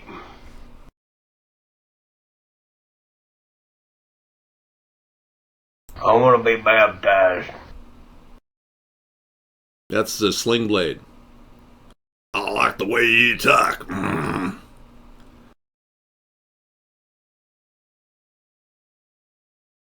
I like the way you talk too. I like mustard. I like taters. I have my baby brother in a shoebox. That was Sling Blade. All right, so we've been listening a little to Alex Jones tonight. We talked about his conversation with Jesse Ventura, you know, about the FEMA camps. We talked about that. Really, I can't wait. Season 2 of Better Call Saul is coming out. Is it out on Netflix yet? I like the way you talk too. All right. Thank you for telling me the truth. But you could make a lot of money on YouTube if you sell your soul to the devil. I don't recommend it, though. Yeah. There you go. In case you're wondering, money and the devil are tied hand in hand. Hey, discount. I would never imbibe monkey blood. I'm not some Satanist. I'm telling you, you people are weird. Are any of you Satanists in here?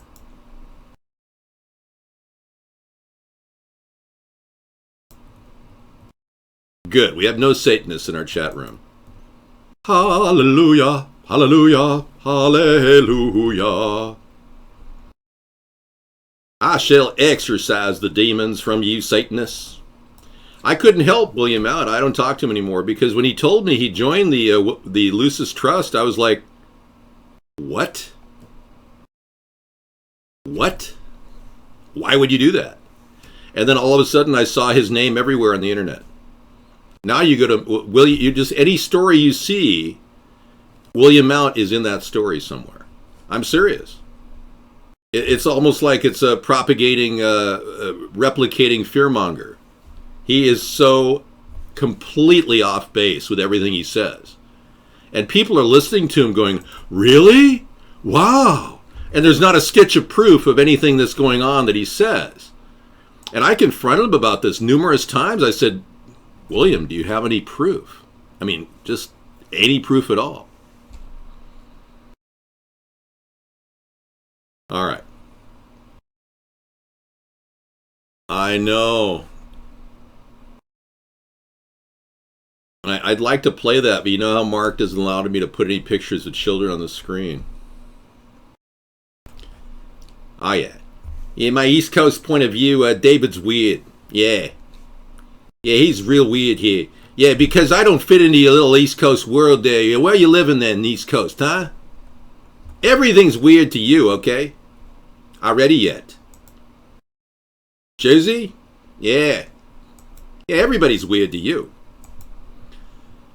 Nope, baby Mexicans are not going to fry on our fence. The lethal electric fence that Sarah suggested be lethal. I wanted a 1,000-mile fence, and she suggested it be lethal, but I think it's perfectly fine as long as we've got rolls of barbed wire in front of every single lethal electric fence. I mean, a 10-foot roll of barbed wire is going to take 6 or 7 months to get through with wire cutters.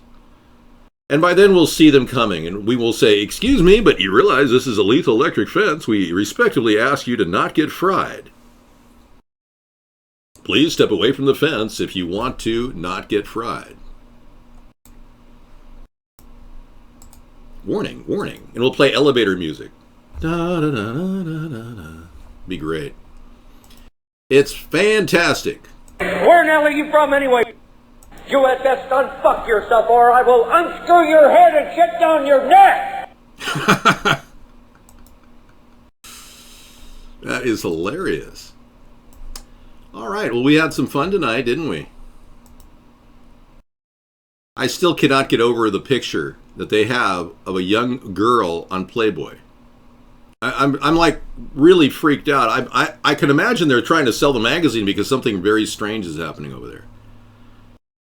And we decided, does anybody want to live anywhere in the country? I can give you guys a kind of at least search for a piece of property. How much do you have to spend? $20,000? Let's see. There's got to be a place in Missouri. Yeah, Missouri. Florida. Okay. Gainesville, Florida.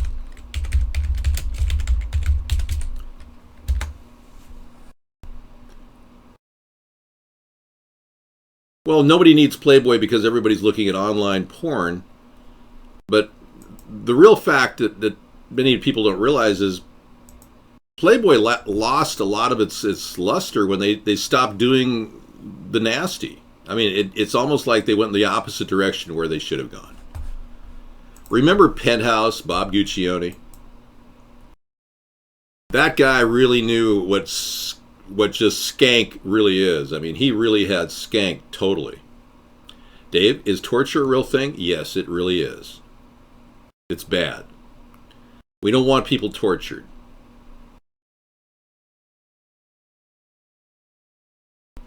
Yeah, these are just rentals.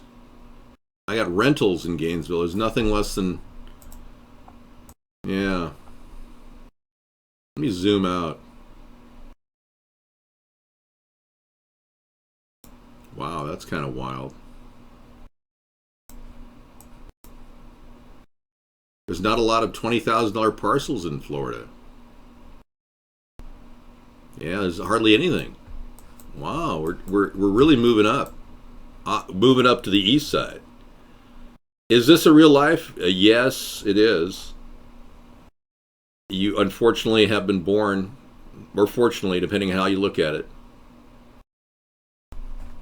You didn't realize it was all screwed up when you were born here, did you? Larry Flint. Now there is the master of skank, yeah. Hustler's still in business, right? I really don't want to talk about porn. It's not even a part of my life. So really, let's talk about something more realistic, like the fact that we're being polluted every day in the skies. Some of you spend all your time, with porn. I realize that, but we've got bigger fish to fry out there.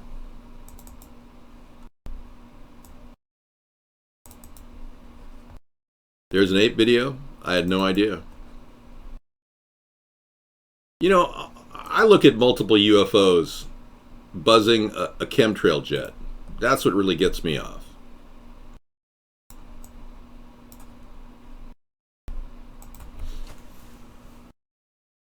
Okay, any other questions? Good, I think we've established that. Since no one can really articulate a question, we won't have to answer anything today. I can just sit here and look for property in Florida.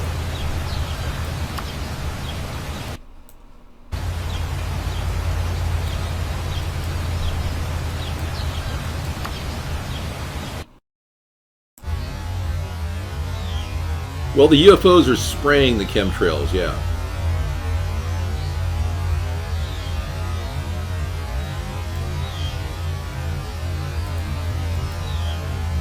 Trump bought his entire thing from me. I have all of his ideas. I came up with them 6 or 7 years earlier. Potato chips are, by and large, okay as long as they're not GMO, genetically modified potato chips. I can't believe I can't find a single property for $20,000 in Florida. It's kind of bumming me out. Well, now I know Florida is off the financial scale to buy property. You know, just a piece of property is all I'm asking for. Yeah, pretty high, expensive areas out there.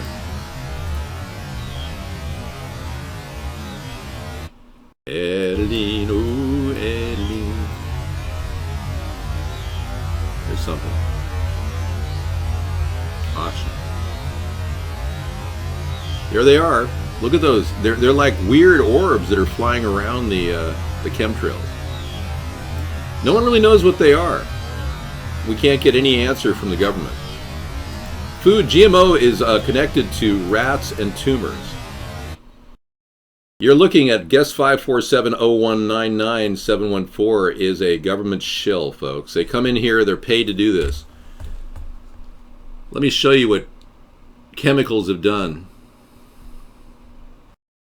Let's look at the cost differential between war and solving hunger.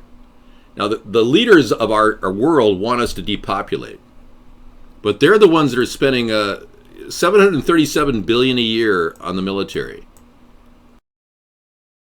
Okay, but $30 billion a year would cure world hunger. That just shows you the completely twisted world that we're living in. $737 billion per year, what Congress spends on defense. $30 billion per year to cure world hunger. Are you understanding this? Why? Because the rich people want to get rid of everybody who's not rich. We are removing you. Your inability to communicate in the chat room is being muted. If you cannot say good things about me, get the hell out. Thank you. I mean, I'm trying my darndest here to help out, folks. And this scumbag comes in here and says that GMOs are perfectly fine. Okay, let me go do a search for GMO, rats, and tumors. Well, this should be fun. The guy who came up with a study that Monsanto said was inappropriate actually just won a court case in Paris, an international court case against Monsanto, and he will be republishing his results. But these were the findings of this guy who showed that any of the laboratory animals that were exposed to GMOs got huge tumors all over their body. The controlled sample with non-GMO produced no tumors whatsoever. And need I show you more proof for you to get your head out of your ass? Tell Bob he'll be permabanned if he doesn't show some respect in this chat room. We will unban people in a little while, but I will do an unban all in a little while, but not now. He needs to recognize that he's been a real disrespectful person in my chat room. It's not mousy abuse. The rats are designed for testing. They lived a good life, albeit with tumors. I know, they make a lot of money. Medicorp makes big money on GMOs. I know, man. Okay, heat not working in your car? That's not a good idea. That's a recipe for suicide. That's not good. Bad. Bad. You bad. Bad to the bone. You'll notice I have not danced once in this show. Well, that's because I really wanted to work out a little later, you know. I ate a big meal. I wanted to kind of let the digestion go on, and then I'm going to kind of get up and move my boogie. Boogie my move. Make my moves, yeah. So we're going to keep doing the show incessantly until we get mainstream media attention. I want to thank all of you who watch us internationally now. But we are talking about the things you can't talk about in the mainstream media. That's what makes this show great. I'm about the truth. We can't stop and we won't stop. We're gonna dance all night, bring it all right, let's make this happen. We can't stop, we can't stop. We can't more stop, teachers, less testing. We can't stop and we won't stop. We're gonna dance all night, bring it on to the sunlight. We can't stop. So let's be clear. In this coming election year, please vote for David Sponheim. America's Third Party.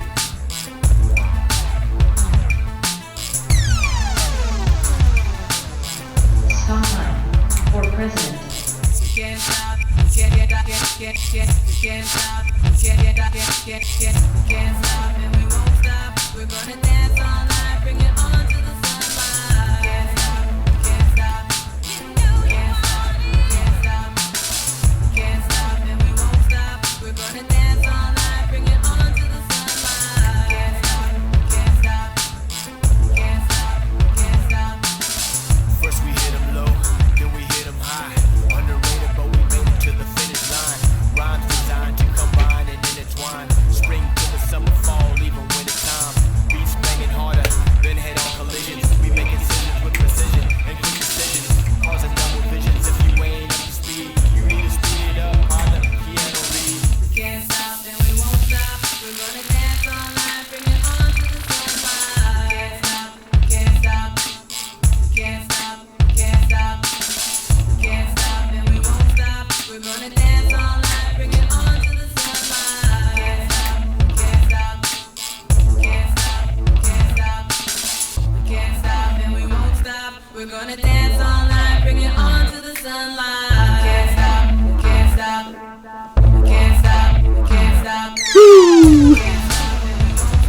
In this coming election year, please vote for David Sponheim. America's Third Party.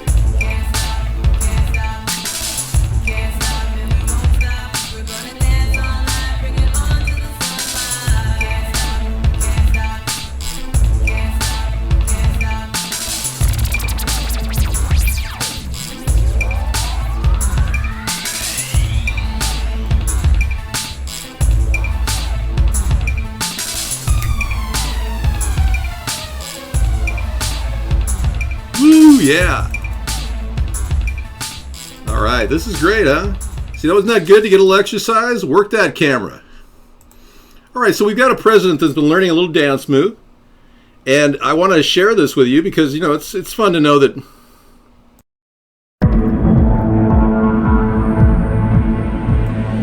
he's cavorting with Castro, Raul Castro, in a tango with the president.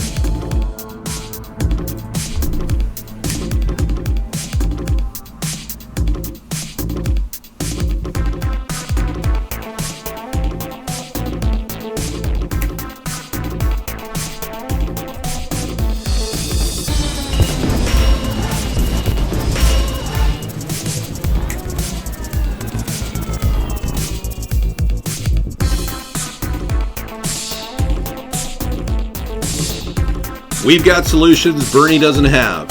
A job program. Renewable energy. Legalization of recreational marijuana.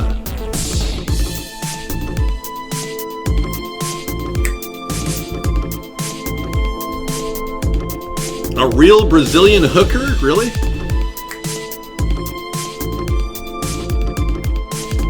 I don't really want to look at that.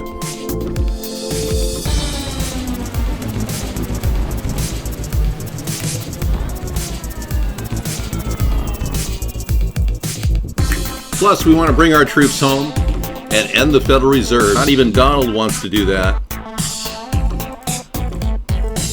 I don't buy the commie meal deal that Hillary's offering.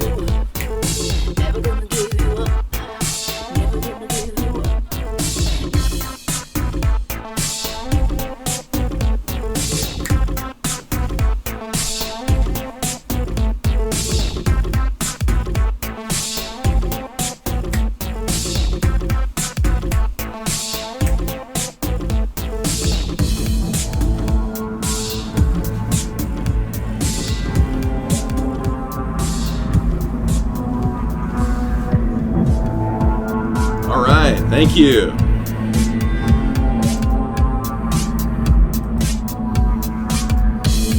All right, let's make a big move and we'll talk about what we talked about tonight.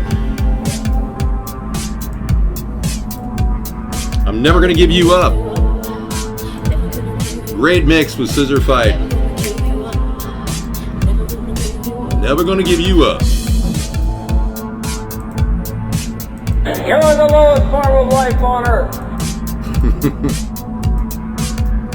We're mad as hell and we're not gonna take it anymore. Yes. Okay, tonight I've got a guy who queued up for you.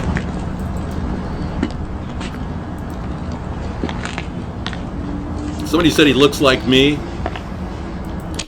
But he decided to pull off the freeway in Chicago. And just like in Seattle or LA, you're looking up in the skies, you're looking at chemtrails everywhere. Name calling argument, I don't get into.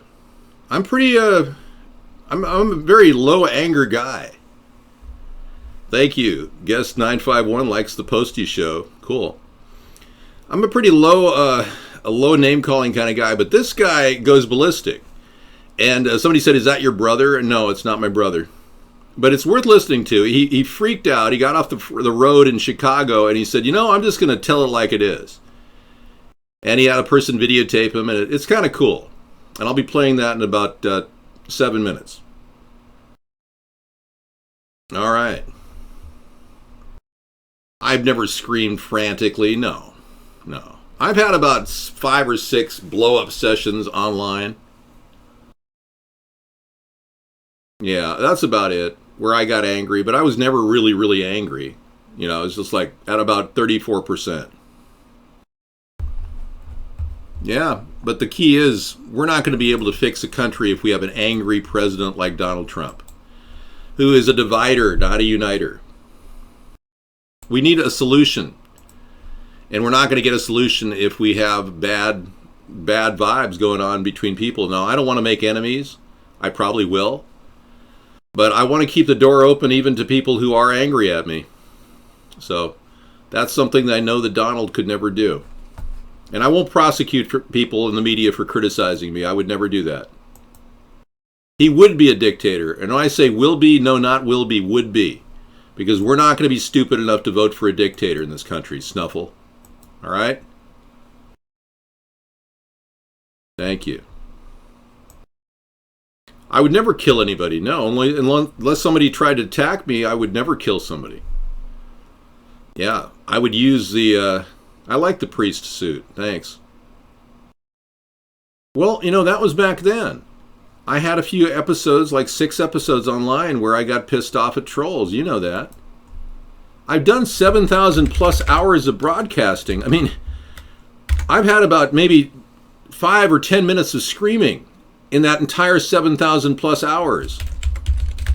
You're trying to synopsize 3 years of broadcasting and claiming I'm screaming all the time. That's just not true. I have proof. This is basically the show it same was back in 2008. We haven't changed. Yeah, trolls get me, you know, kind of pissed off, and I get that roar.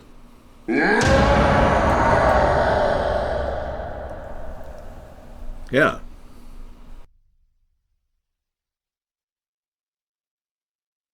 It upsets me sometimes. All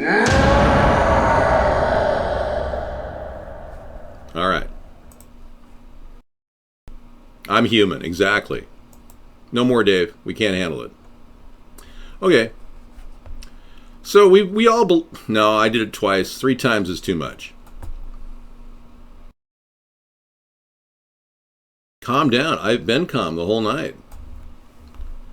I've been number 1 for years, yeah. But, you know, the nice thing is, guys, you've been around to see the show for all these years, and you didn't realize that a lot of this is really becoming an international success.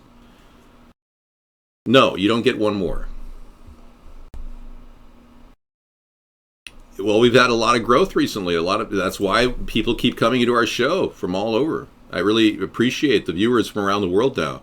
And these 3 hour and a half shows are stellar. We end every show with a clear vision for the future, lower cost in our budget. I promise a 0 deficit in 2017.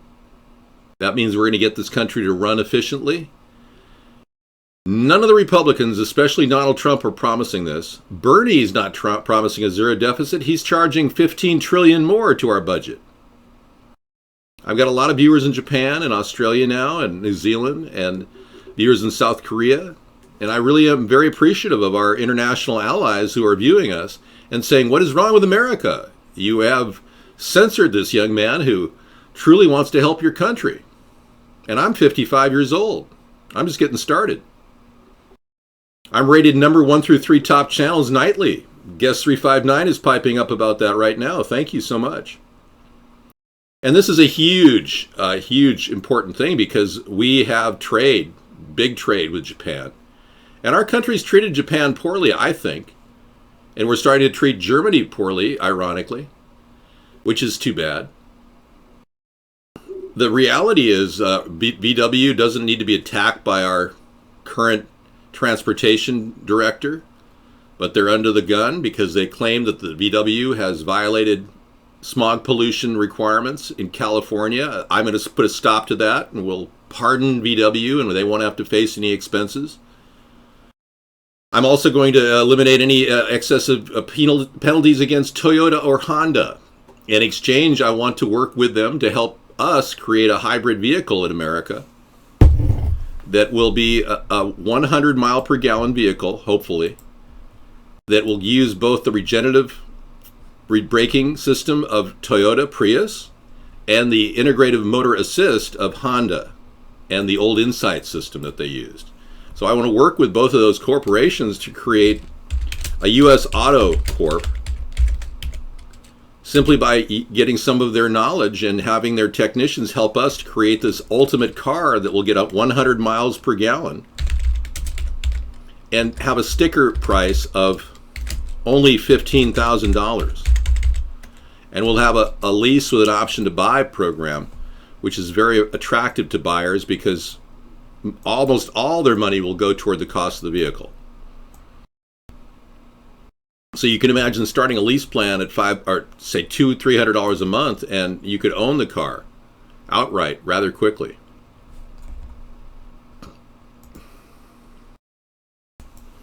Well, if you haven't purchased a gun in your entire life, Cat's Tail, and you call yourself conservative, you may want to slap yourself silly. Because I support gun rights, and there's no reason why anyone would not take advantage of that. The very fucking godmother!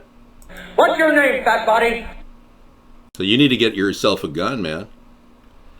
Yeah, but I'm not here to encourage you to do that. I mean, if you haven't figured that out yourself, I got 2 firearms. Yeah, I've got a BB gun and a rapid fire BB gun. Yeah. That's right. No, the Venus Project is a projection of a futurist named Jacques Fresco who just turned 100 years old. So I'm going to give you a chance to get to know me personally in a little while after this video of this guy going off on chemtrails outside of Chi-Town. I'm not here to support a religious movement like the Zeitgeist movement. Yeah, I'm not a religious person, so I believe in God and I have a personal relationship with the Lord, but I don't push religion. And Zeitgeist is anti-religion, so it qualifies as religion. I know, we all know about that, yeah. You own 3 guns, an AR-15, a shotgun, and a Magnum. Is that a .44 Magnum? The most powerful handgun in the world? It'll blow your head clean off. Well, you're in ammo sales? Wow, I did not know that. Well, you're ammo root, you're ammo guy, yeah. Well, thank you guys. Share your information directly with the government. I'm sure they want to know. Sunchild's feeling a little feisty. Well, cowbell in the room. We've got a cowbell right over here, man. We have cowbell on tap for all of you suffering from cowbellitis. I've got the 12 hours of cowbell, da da da da da da. 12 hours of cowbell. Yeah, here it is. You want me to just play this all night long?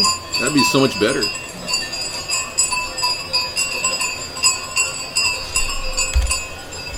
Yeah, I think we're done. on that level.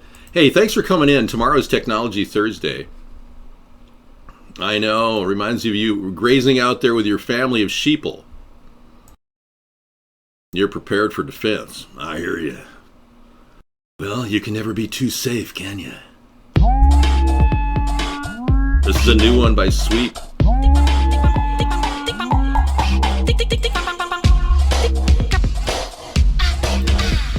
Let's go on an infinite journey, shall we? Thanks for coming in, everybody.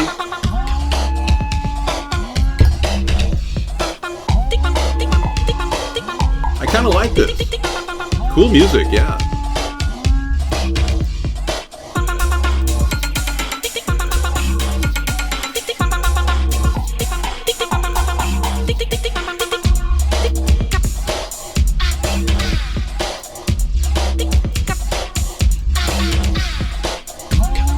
What was Einstein thinking when he created the theory of relativity? Didn't he realize he was going to end up killing the world over with a nuclear bomb?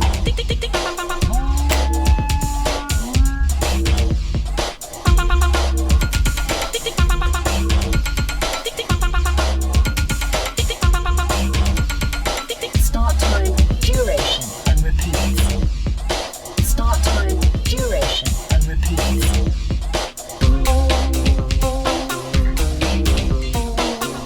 Yeah, I like this a lot.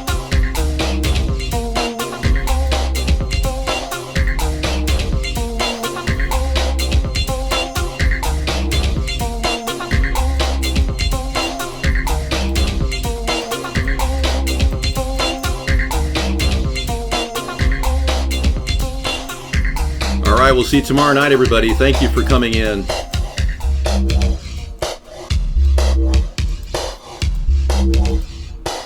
Awesome time. Get some sleep, everybody. You're going to need it. All right. Thank you, Osama bin Laden. Okay, here he is. And thanks for watching.